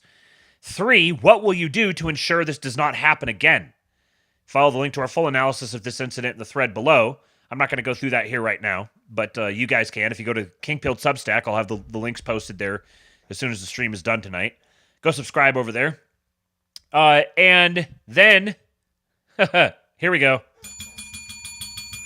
Laura Loomer. Scoop! I have identified the reporter who hit President Donald Trump in the face with a boom mic this week while he was speaking to the press on the tarmac. Her name is Danielle Kurtzelben. At Tatanka. She apparently has deleted her Twitter account since then. Or maybe she untagged herself from the post. She is the newly appointed White House reporter for NPR and a massive Trump hater and LGBTQ advocate who once suggested in the 2024 campaign that Trump only spoke in Howell, Michigan because it has ties to the KKK. Did she hit President Trump in the face on purpose? So here, she's standing here. She's got the boom mic. So you can see how far away she was. And she looks like a real fun one. In Michigan, Trump will speak about crime in Howell. It's a town of about 10,000. Ahead of that, his campaign emphasized, in contrast to what VP Harris has said in the past, Trump wants to, quote, overfund the police. Trump's campaign has not yet responded to NPR's questions about why they chose Howell. Howell has historic links to the Ku Klux Klan and was the site of a white supremacist demonstration last month. Danielle Kurtzleben, NPR News, Detroit, Michigan. Secretary of State Antony Blinken. In Michigan, Trump will speak about crime in Howell. Bio-Leninism indeed. So, was there more to this thread? Yeah. There's that video. The White House correspondent Danielle Kurtzelben, the woman who hit President Trump in the face with a boom microphone, is definitely a Democrat and Kamala Harris supporter. While she was reporting on the only presidential debate between Trump and Kamala Harris in 2024, she wrote, "The vice presidential debate is especially significant because there was only one presidential debate between former President Donald Trump and Vice President Harris. Walz will defend Harris's record. The vice president has only been the candidate for around 2 months. Meanwhile, Vance might attempt to make up for Trump's widely acknowledged loss to Harris in the presidential debate." So, yeah, I think, frankly, I think the woman is just incompetent, and she humiliated herself. But the point here is well taken, that this is like that. They need security. They need better security around him. You can't be having that sort of thing happening where he gets booped in the face with a microphone all of a sudden out on the tarmac. It's great that he goes out and he's among the people and goes out and does all these sorts of things, but we don't need that sort of thing happening. I do not envy the Secret Service their jobs that they have right now. You know who else I don't envy? Professional podcasting. Daily Wire CEO Jeremy Boring is stepping down. And Ian Carroll is here to give us the inside scoop. So, you guys got your mugs ready? Got your mugs ready to sip on the tears? There is There's some there's some fun stuff here. Nice long video divulging the tea from within Daily Wire. The Daily Wire is going bankrupt, allegedly, and Jeremy Boring is officially out as CEO. That's right. The self-proclaimed God King of the Daily Wire is at the heart of so many scandals. And yes, he is self-described as the God King. And the email just went out today internally that he is stepping down and now Axios is covering the story. It has not yet broken, as far as I'm aware, that private equity is moving in and looking to buy up the Daily Wire. I heard, rumor mill, that Silver Lake Capital is looking to buy them up. And yo, Silver Lake, you guys might want to watch this video before you think too hard about it, because there's a lot that is not in the public square right now. We're about to get into stuff like canceled credit cards, lying to the press, trying to trick Tim Pool. As far as I can tell from my sources, even people inside of the Daily Wire only know part of the story, and they're all kind of getting played against each other. It's a whole mess. And color me shocked that this is the case. Now he's gonna the thing with Tim Pool is very interesting. What I'm fascinated by is the sudden pivot from Daily Wire recently and the focus on fundraising for it's not fundraising, but the petition for Derek Chauvin. When this happened, all of a sudden Daily Wire is really focusing on this Derek Chauvin thing, which seems out of character. I would not expect this. And now we find out that Jeremy Boring is getting tossed out on his ass. So I'm very curious to see who takes over Daily Wire operations now. Everyone's been talking about, he mentions it in the show, in the rest of the video here, Matt Walsh getting out from under Daily Wire. Well, what if Matt Walsh takes over the Daily Wire? Wouldn't that be interesting? Let's continue. And the most important part of this mess is that the Daily Wire has a long history of treating their employees like shit. And so I've had numerous sources inside the Daily Wire for quite some time because everyone hates them, even their own people. That's not to mention the numerous sources outside of the Daily Wire that did not take the NDA money on the way out. Like, I had people literally in my comments on Instagram offering to give me dirt on the Daily Wire because they hated the Daily Wire so much. It's out of control. And it all centers around the God King and his fucking massive ego and his lifelong desire to be a famous actor and make it in Hollywood, which he failed at originally years and years and years ago. And so once the Daily Wire was off the ground, he just couldn't help but try to turn the Daily Wire into a Hollywood movie studio and produce the Pendragon series. Note that this article is from 2023. And he said that he had dreamt of bringing this book to the screen for 25 years. It was due to stream exclusively on Daily Wire Plus in 2024. Why didn't that happen? That's a good question. And that leads to us talking about all the Daily Wire's employees' credit cards getting frozen. Very interesting point here from Fenris Unbound. I hadn't considered this. So USAID gets nuked, and 2 months later, the Daily Wire goes out of business. Oh, what an interesting connection. If you go... How much do I want to say about this? Yeah, it's not too hard to figure out who the people were behind the original funding of the Daily Wire. Pretty easy. You can do a little Googling with that. And right after you do that, take those names and see which other fake right-wing content creator, podcast, influencer people they have fraternized with. Had long meetings with. It's very interesting to see who the people who have funded the Daily Wire are also funding. Someone you may not expect, or maybe you would. Depends on how insightful you are. Allegedly. Just to first set the stage, though, producing a Hollywood movie is like a huge multi-million dollar undertaking. It is not the same as filming Ben Shapiro talking really fast at liberals. So I've actually been collecting information on this story for quite some time here. And now that it has officially broken in the news, I think my sources are a little safer to talk about this. Because they're portraying it as though Jeremy Boring is willingly stepping back to work on creative projects like the Pendragon cycle, and that he'll remain with the company in an advisory role. My sources are telling me that the Pendragon cycle is being moved off-site and out of the Daily Wire's physical purview because they're not letting Jeremy Boring back in the building right now, apparently. Jeremy Boring was 100% allegedly forced out, not a willing leave. And that's because this financial problem has been going on for years. They had recently had to table all projects and do a hiring freeze because there was no money in the bank, allegedly. All the way back in 2023, Jeremy and Ben Shapiro apparently had to put money into the Daily Wire, their own personal money, to rescue it. That money has not been reimbursed and it is all gone.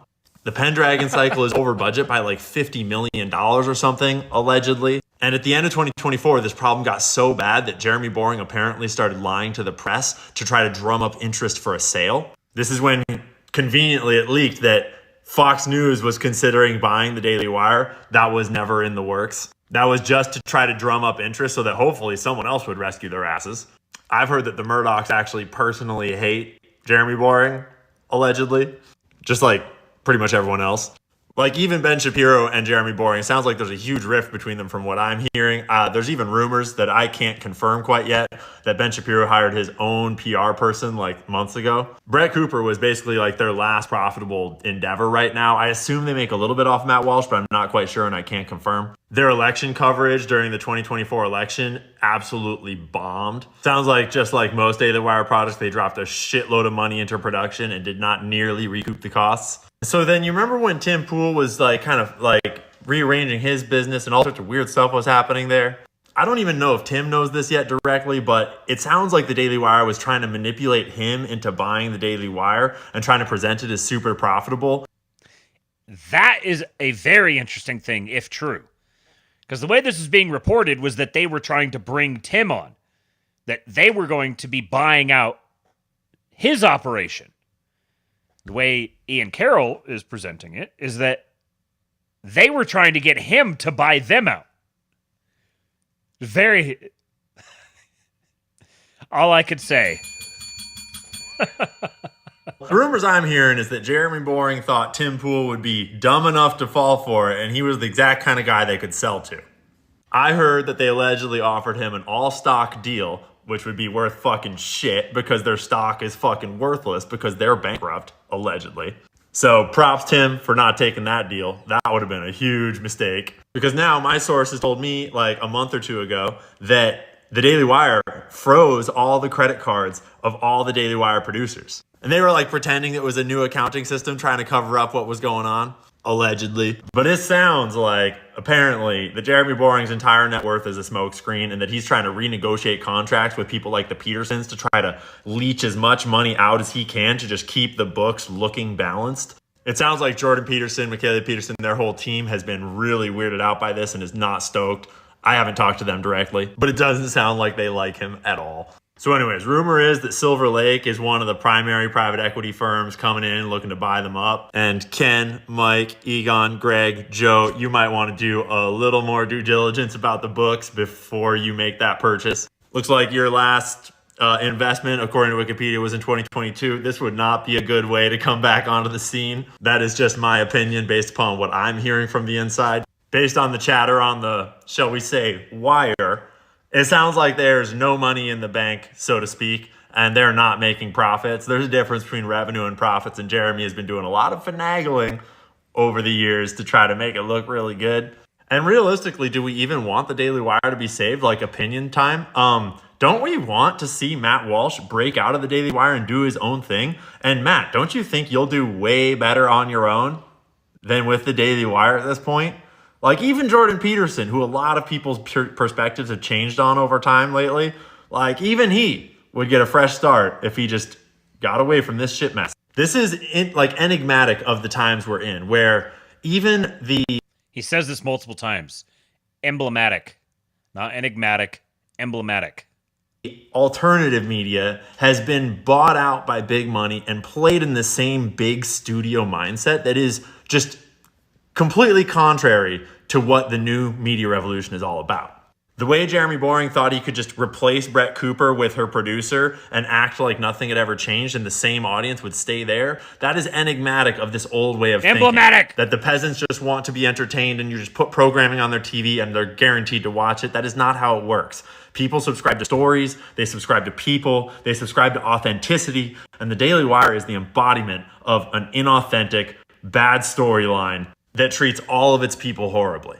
And I normally try to avoid breaking stories, but it is literally a colander over there. And there are so many leaks pouring information out of the Daily Wire that I cannot keep this shit out of my inbox if I try. And speaking of inboxes, rumor has it that when the Daily Wire took Brett Cooper's TikTok account, a month or so ago, the rumor is that they were trying to read her DMs because they thought that she had leaked the Brett Cooper story to me directly, despite I had never talked to Brett Cooper at all in my life at that point. That shit made me giggle because that shows just how disconnected Jeremy and his people are from reality. Like, bro, if you treat everyone in your company like absolute trash, they're not going to respect you and they're not going to protect you. And when you wrong them over and over and over again, it's inevitably going to wind up on the internet. So let this be a lesson to all of us.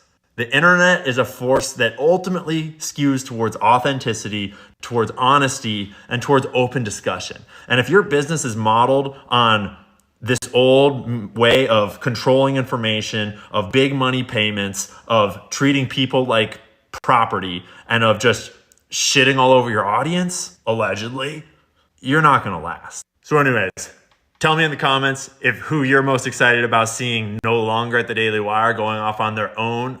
For me, it's Matt Walsh, obviously. I dig Matt a lot, and I can't wait to see him break free of this. Let me know in the comments if you think the Daily Wire should get rescued and revamped, or if you think it's time for them to just be done. And Jeremy, I just want to remind us all, yourself included, pride goes before. Hey, Jeremy. Christ is king.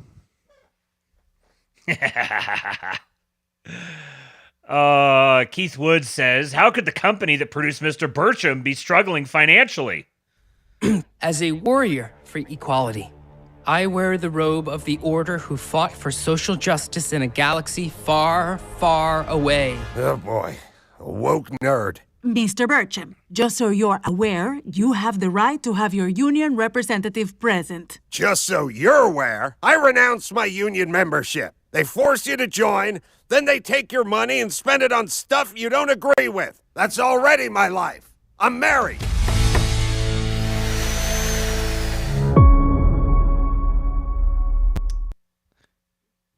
I apologize for giving you guys cancer. I'm a pretty easy laugh. It's not hard to get me to laugh at even really shitty, dumb humor. And when I saw this, I was, how does this exist? Who the hell came up with this and thought, oh yeah, that's going to be a hit? No wonder they're bankrupt. This is the sort of shit that they're producing. Who's the demographic? Like, what? They're like sitting around in a boardroom and they're like imagining their target demographic. Which person is sitting out there just like, oh man, I can't wait to get home and watch Mr. Burcham tonight?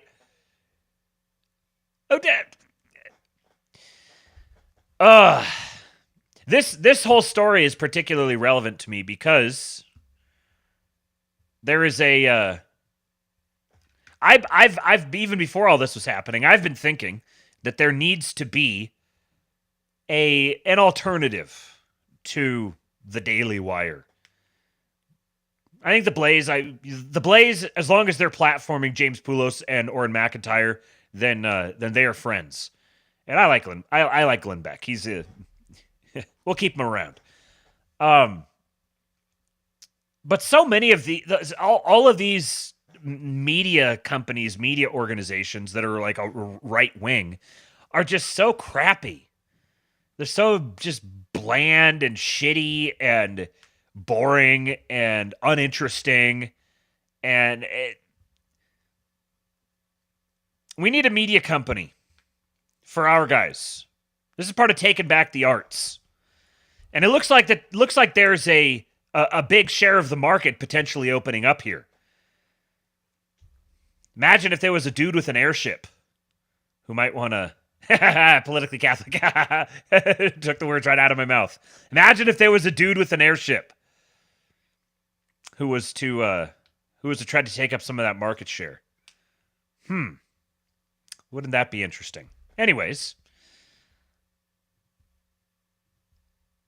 first they coal-rolled Teslas, now they coal-roll Tesla protesters. The simulation sure is getting weird.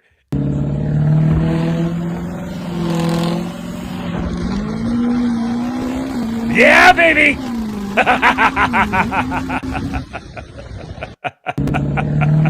Do it again!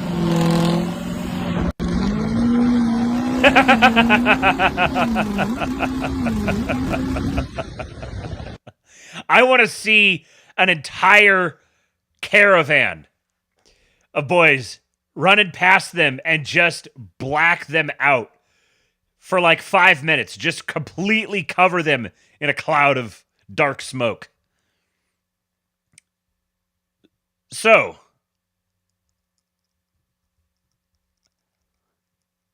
Tesla owners doxxed. Sell your car or stay on the list. A website called DogeQuest has reportedly published the names, addresses, and phone numbers of Tesla owners across the U.S., complete with an interactive map and a Molotov cocktail cursor. The site claims it will only remove personal data if owners prove they've sold their Teslas, in an apparent backlash to Elon's ties with the Trump administration. This comes as Tesla dealerships face gunfire, arson attempts, and Cybertruck owners report harassment, while anti-Tesla attempts or anti-Tesla protests ramp up nationwide. So this is their little map on DogeQuest. DogeQuest is the ultimate hub for enthusiasts of the Department of Government Efficiency. Our innovative platform allows users to explore an interactive map of Doge landmarks. But that's not all. We also cater to Tesla Motors owners, providing a comprehensive resource to locate nearby service centers, showrooms, and charging stations, all at their fingertips. Leveraging our cutting-edge artificial intelligence algorithms, DogeQuest goes a step further by connecting like-minded Tesla owners with one another, facilitating a vibrant community through shared contact information. Join us as we revolutionize the way Doge fans and Tesla owners connect and explore. Is DogeQuest a protest platform? If you're on the hunt for a Tesla to unleash your artistic flair with a spray can, just step outside. No map needed. At DogeQuest, we believe in empowering creative expressions of protest that you can execute from the comfort of your own home. DogeQuest neither endorses nor condemns any actions. Before you embark on any adventure, we highly recommend checking out the No Trace Project. I want my information removed. Absolutely, just provide us with proof that you've sold your Tesla. Email takedown at dogeque.st. We only accept scanned documents in JPEG and PNG formats. Can I mirror this website? Of course, anticipating that some might try to take us down, we've designed DogeQuest to be super easy to mirror. It's just a single HTML file, no backend or external services required. Simply save the page from your browser. To display the map, you'll need to supply your own ProtoMaps tile set, grab one, blah, blah, blah, blah, blah. Telling people how to host it. This is criminal. I don't care if there is not a legal precedent for criminalizing this, but there needs to be one. Now, for some background on this, anti-Tesla protests are funded by big-time California Dem donor whose ex-husband is a close pal of Elon Musk. This from the New York Post. Anti-Tesla protests are being fueled by a Democratic mega donor whose ex-husband is one of Elon Musk's closest pals. Billionaire Steve Jurvetson, 58, was an early investor in Tesla, served on its board until December 2020, and continues to sit on Musk's SpaceX board. However, his ex-wife, California psychiatrist Carla Jurvetson, also 58, doled out more than $500,000 to Indivisible Action, a political action group linked to a nonprofit directing the protests against Musk, according to public records. This is your reminder, fellas, don't stick your dick in crazy. Indivisible, a Washington-based advocacy group, is sponsoring Musk or Us demonstrations across the country this week. The group offers a toolkit on its website featuring graphics and anti-Tesla protest signs, as well as information about how to conduct town halls. Ugh. What's wrong with her face? So this is her ex-husband. Its website states, support the massive organizing effort it's going to take to defend our democracy and one another against Trump's authoritarian agenda. The group stands against Musk and his leadership of the Department of Government Efficiency and initiative to streamline the federal bureaucracy. Republicans are enabling Musk to make decisions and push policies that directly hurt working families while enriching billionaires like himself, the group said on its website. You cannot say it enough times. These people are so pathologically retarded. Again, don't interrupt your enemies while they're making a mistake. We cannot allow Republicans to abandon their responsibility to uphold our Constitution or serve their constituents in order to curry favor with Musk. Some protesters have vandalized Tesla vehicles and facilities across the country with fires set and showrooms spray painted. Carla Jurvetson is known in Northern California as something of a Democratic mega donor. In addition to Indivisible, she gave more than $9.5 million to Democratic progressive candidates, including former New York Rep. Jamal Bowman, who lost his re-election bid last year, and Minnesota's Rep. Ilhan Omar. She also donated more than $100,000 to Kamala Harris's Victory Fund in 2023. The Stanford-educated psychiatrist and mother of two married Jurvetson in 1990, filing for divorce in 2016, according to court records. A year later, Steve quit his venture capital firm Draper Fisher Jurvetson after it began an investigation into his romantic relationships with multiple women at the company. An internal investigation conducted by Draper Fisher Jurvetson found that Jurvetson had affairs with multiple women at the same time, said a report in Recode, a tech news website. The women who work in the tech industry met him at professional conferences. Here's firefighters in Seattle working to douse a burning Tesla vehicle, which was set on fire during a protest against Elon Musk. No Nazis, no kings. Say no to fascism. It's all so fake and gay. The women discovered Jurvetson's alleged duplicity at a TED conference in Vancouver in March of 2015. In a Facebook post on November 14, 2017, Jurvetson denied the allegations. This is like peak. I just forgot the name of it. What was this whole thing about like sexual predation and workplace harassment? What was that called? I'm getting old. This is ancient history from 8 years ago, and I can't even remember it. They both supported the Democratic Party. Carla Jurvetson emerged as one of the most prolific donors to Democratic women in politics during the 2020 election cycle. Many such cases. Me too. Yes, thank you. Me too. I don't know why I couldn't remember that. There's many of these women now. These women who marry these wealthy men, then divorce them, and take the proceeds from the divorce and use it to fund gay politics. She donated nearly $15 million to Elizabeth Warren. Into 2018, she doled out $30 million to the Emily's List PAC, which supports pro-abortion candidates. Steve Jurvetson has his own left-leaning charity alongside his new wife, the Jurvetson Foundation. He continues to support Musk, the best investment I ever made, buying a Tesla for everyone in my family and at Future Ventures, he posted on X last week. Too precious to trust to anything but the safest car, especially for my co-founder who finally abandoned her motorcycle. He's held important roles with Musk, helping to bail the billionaire out in 2008 when he was running out of cash to support Tesla and SpaceX. He's really an American hero more than anyone I've ever met, Steve Jurvetson told Business Insider in 2012. I was a believer all along. So we're seeing the post-USAID world where these, the childless cat ladies of the Democratic donor class are now sponsoring these incredibly counterproductive protests. These protests are not working out for them. So here's this Reddit thread from r/Seattle. This woman who, Leah Merrick, whatever, she tweets, curling up with a hot cup of tea and reading this thread in which a firefighter begs Redditors in Seattle to stop setting Teslas on fire for various important and valid reasons pertaining to his safety while on the job and the well-being of surrounding communities. He's met with the attitude you'd absolutely expect in the replies. It's a 10 out of 10 read. So let's tuck in and enjoy some cancer for a few minutes. So here's his post. So you think you want to light a Tesla on fire? As a local firefighter, please do not light EVs on fire in protest. The type and quantity of gases that result are, in many cases, very immediately and highly harmful to firefighters. Protocols are in place now to try and come off the truck with masks on, but if a bystander doesn't mention it's an EV, there's still a risk that we treat it as a normal car fire and mask up once we've had a chance to see what we're up against. It takes tons of water that is usually now harmfully contaminated, and we have to try and evacuate local businesses and multifamilies, or try and shut down their HVAC systems in order to keep the toxic gas from entering businesses.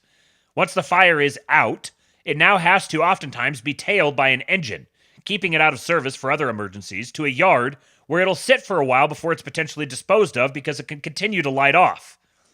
There's a lot more to this, including our current lack of ability to properly clean our bunker gear of these chemicals, the damage caused by that intensity of fire to the surface below it, the amount of resources that may have to be dedicated to managing such an incident that leaves grandma, who needs CPR, receiving care with a delay because of it, etc., etc. I get the point of the protest, but doing it this way is substantially more harmful to the public and first responders than it will ever be to Tesla, Musk, etc.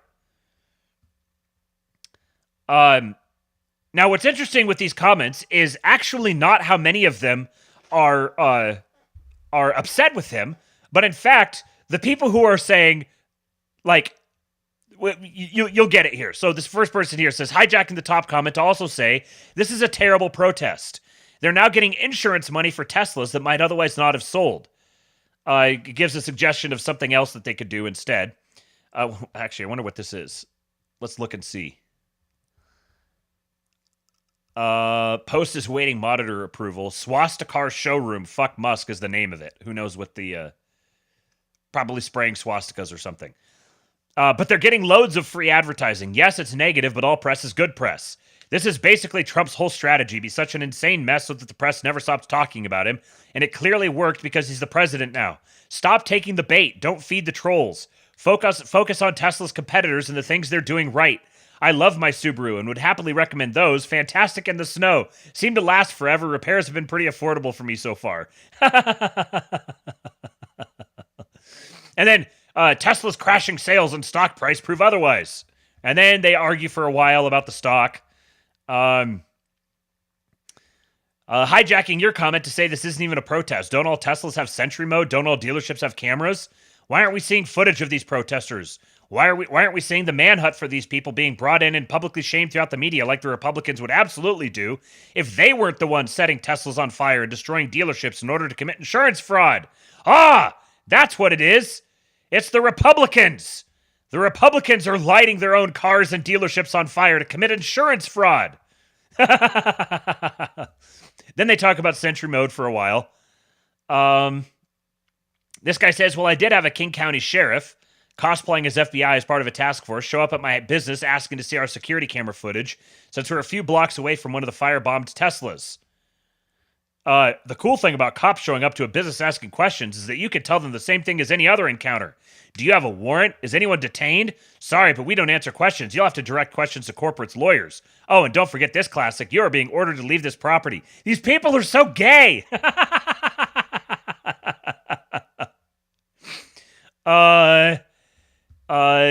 No, it's not good press. I honestly feel like we're going to see a wave of fraud, too, mixed in with this mess, whereby owners suddenly won out from their EV and just destroy it and blame the big old boogeyman. Oh, yeah, I'm sure that's going to happen. As an alternative to torching Teslers, attend one of the numerous protests happening today. Selling your Tesla is not productive, as it doesn't hurt Elon at all.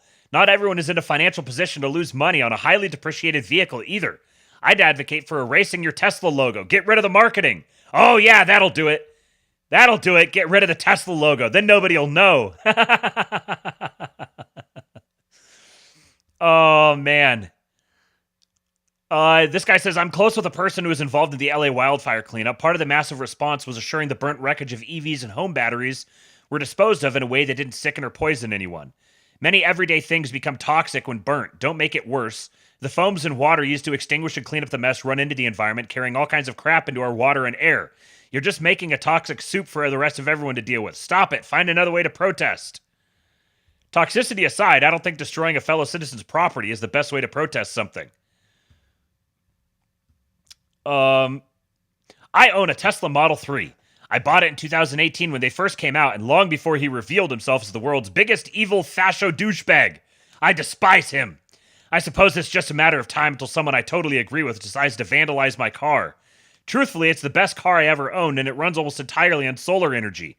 I'm not a celebrity, and I'm not in a position right now to donate my car or buy a new one, especially as the resale value of my current car is really poor. Vandalizing my car or others like me is not going to affect them the slightest bit, but it would be a huge setback for me. Please find a better way to protest.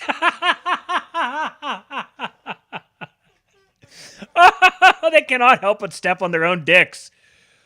I hate Elon, but burning a Tesla that somebody already bought is only hurting your neighbor, not Elon. There's a major shortage of common sense and critical thinking in this country. It's also hurting what's likely to be someone who aligns ideologically with you. Cybertrucks aside, I bought my Tesla new in 2019. The value has now plummeted. I'm stuck, and it's fellow Democrats I have to worry about? WTAF. Yup, it's so frustrating that people want to hurt their neighbor and not Elon himself. A lot of Tesla owners aren't rich tech bros, just normal people that bought an EV thinking they were making a good choice for the future and the environment. The normie Tesla owner can't afford to sell at a loss. Everyone is facing tough economic times, including your neighbor with a Tesla. Protest Elon, protest fascists, not the people stuck with his car. I would say that burning Teslas is actively helping Elon. Even if only 1 out of 100 of these people go buy another Tesla, you're boosting his sales versus what would normally happen.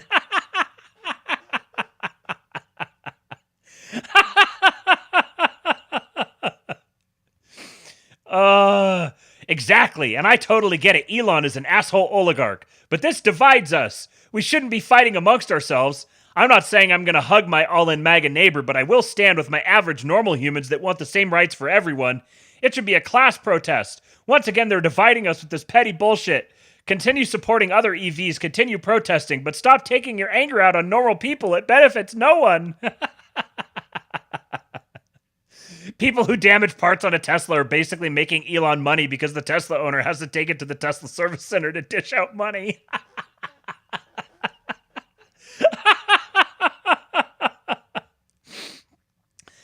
It's fucked up when you have firefighters to tell people to stop doing crimes. Oh, man. This guy says, one of my neighbors has a Cybertruck. I don't know them well, but don't believe they're politically aligned with Leon. They just wanted the truck, whatever. I think they're ugly and a waste of money, but it's a free country, right? They street park it, and I'm now concerned someone's going to set it on fire when it's sitting outside my door. There's other street parked Teslas pretty frequently on our street, but if someone was looking for a target, ... People taking their political anger out on private citizens is lazy. When you're this angry, you do something politically productive. Yeah, this will only turn borderline blue voters on the fence against, then cost another election in 2 years. It's also just stupid to commit felonies that result in no real change for the better.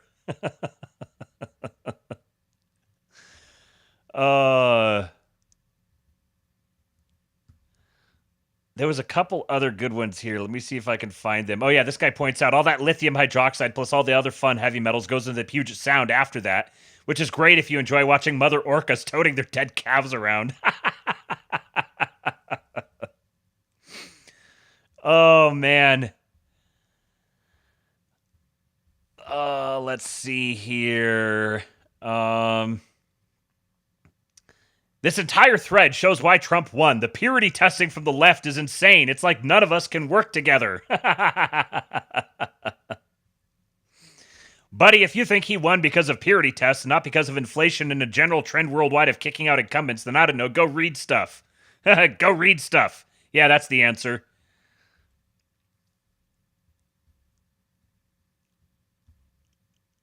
I can't believe this post. 3 whole paragraphs to explain why it's not a good idea. How about one single common sense sentence?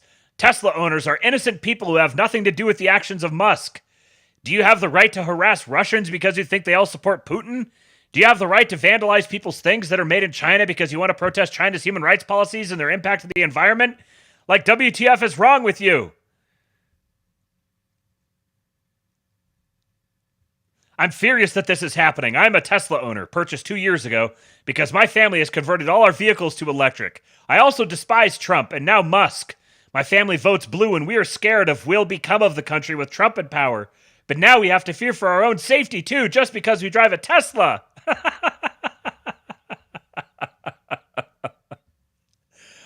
Oh, man.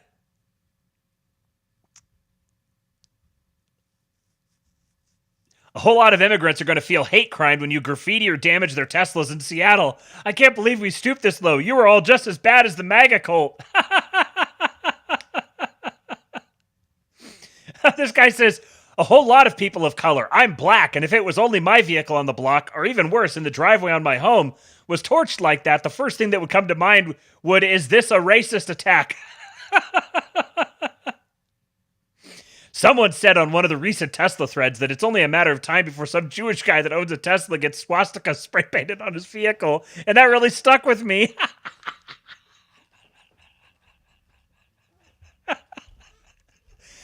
Oh, man. They are absolutely in shambles. Oh. Okay. That's enough of that.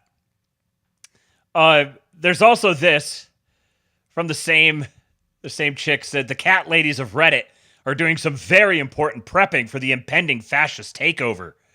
Here you go. If I end up on foot, what's the best cat carrier? I've got cat transportation planned and set up for situations where I can use my car, but I worry about having to abandon a car and go on foot.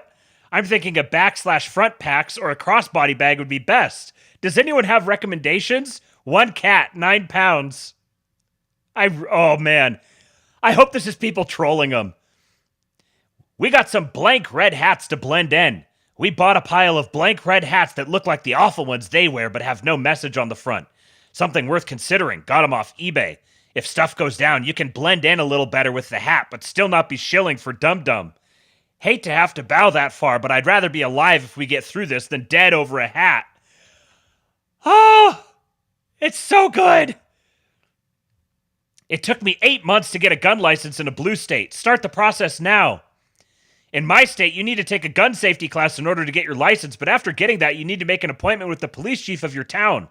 Appointments are usually scheduled 6 to 12 months in advance, so I'm just posting to encourage anyone in a blue state to start the process as soon as possible before it's too late.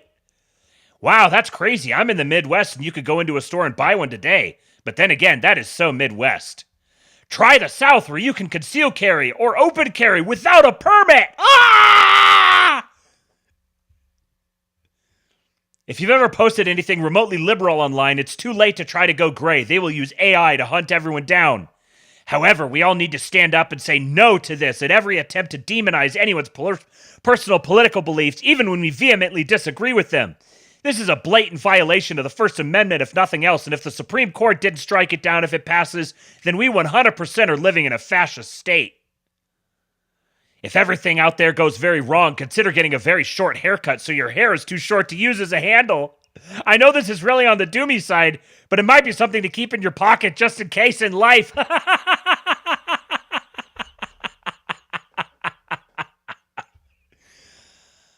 Oh, man.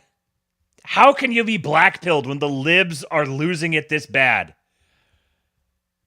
Let me see if I can find this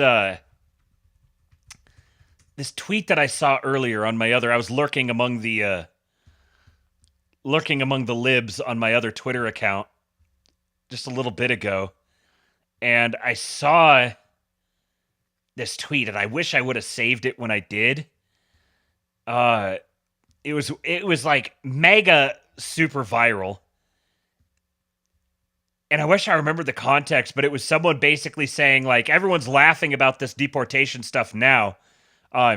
They don't realize that pretty soon it's going to be them getting arrested and charged with terrorism when they were just trying to get water for their kids.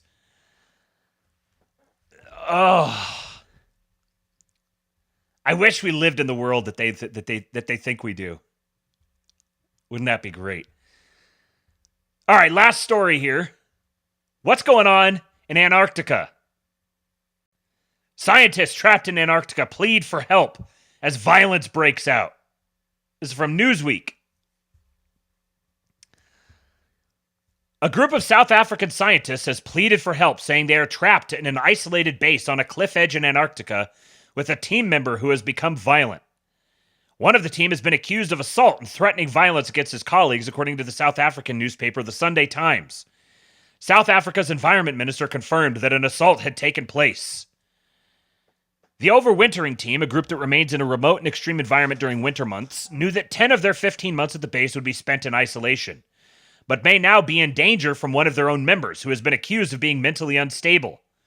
Members will have undergone psychometric tests to ensure they can withstand the stress of this isolation, but the Department of Forestry, Fisheries, and the Environment, which manages the South African National Antarctic Program, now plans to retest them. South Africa's isolated Sanai 4 Arctic base is cut off from the world for the next 10 months because of the winter weather. A member of the overwintering team has reportedly sent an email to the South African government accusing another member of physical and sexual assault. Quote, his behavior has become increasingly egregious and I am experiencing significant difficulty in feeling secure in his presence, the email said, according to the Sunday Times. It is imperative that immediate action is taken to ensure my safety and the safety of all employees. The writer called the man's behavior deeply disturbing and said he had created an environment of fear and intimidation.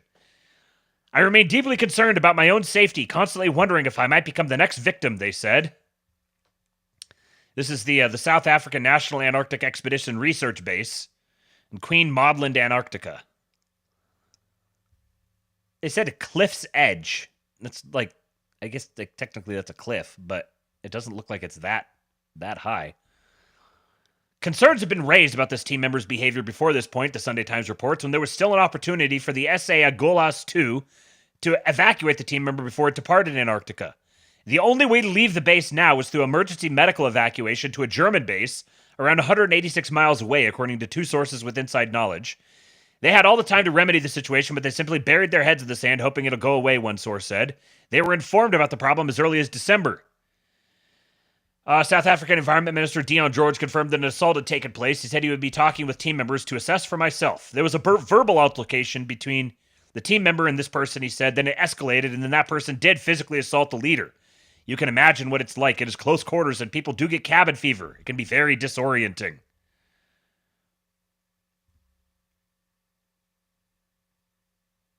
Yes, so anyways, funny little story. Looks like there's the whole headline just sounds like a movie getting ready to start. Yeah, people came here for the thing gifs and was not disappointed. Everyone's on the same page. I've seen this movie.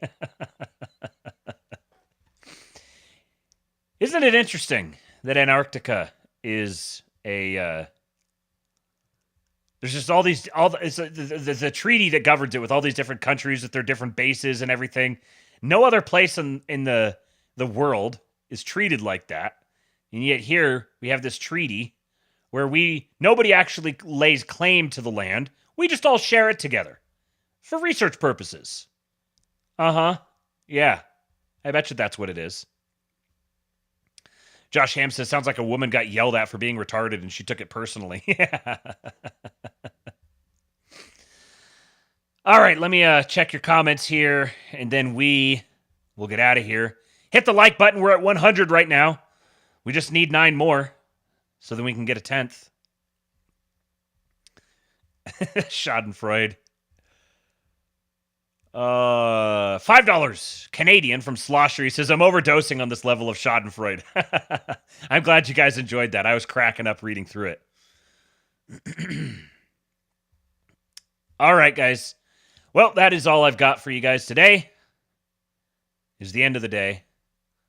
10 p.m. I'm going to get myself ready for bed. But I will be going to bed with a massive case of the Trumps. Trump-related ultramassive penis syndrome.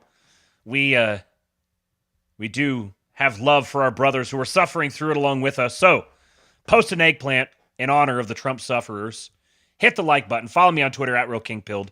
You can support the show by going to the kingpill.com and joining the Kingpill Discord. Or there is a Buy Me a Coffee link and a Cash App link in the description. And you can also subscribe to the Kingpill Discord or the Kingpill Substack, kingpilled.substack.com. And if you subscribe there, then you can subscribe for free and you can see all the links that I went through today. Or there's a paid option. Very much appreciate those of you who have chosen to support that way. It helps to keep on going and keep doing this stuff. No Apprentice. No, the Apprentice will be not tonight, maybe another night this week. It may end up just being Friday night. I'd like to see if I could do one before then. We'll see what the evening plans are for the next few days. But We'll definitely be, at some point this week, we'll be watching some more Apprentice episodes in there in the group. So if you want to join us for that, kingpill.com, go sign up. Come join the great people in the King Pill Discord. And I will be back tomorrow with another episode of the Astrolabe. Get those Hulk emotes warmed up because I give you Hulk. When they took a shot at my hero and they tried to kill the next president of the United States, enough was enough. And I said, let Trumpomania run wild, brother. Let Trumpomania rule again. Let Trumpomania make America great again.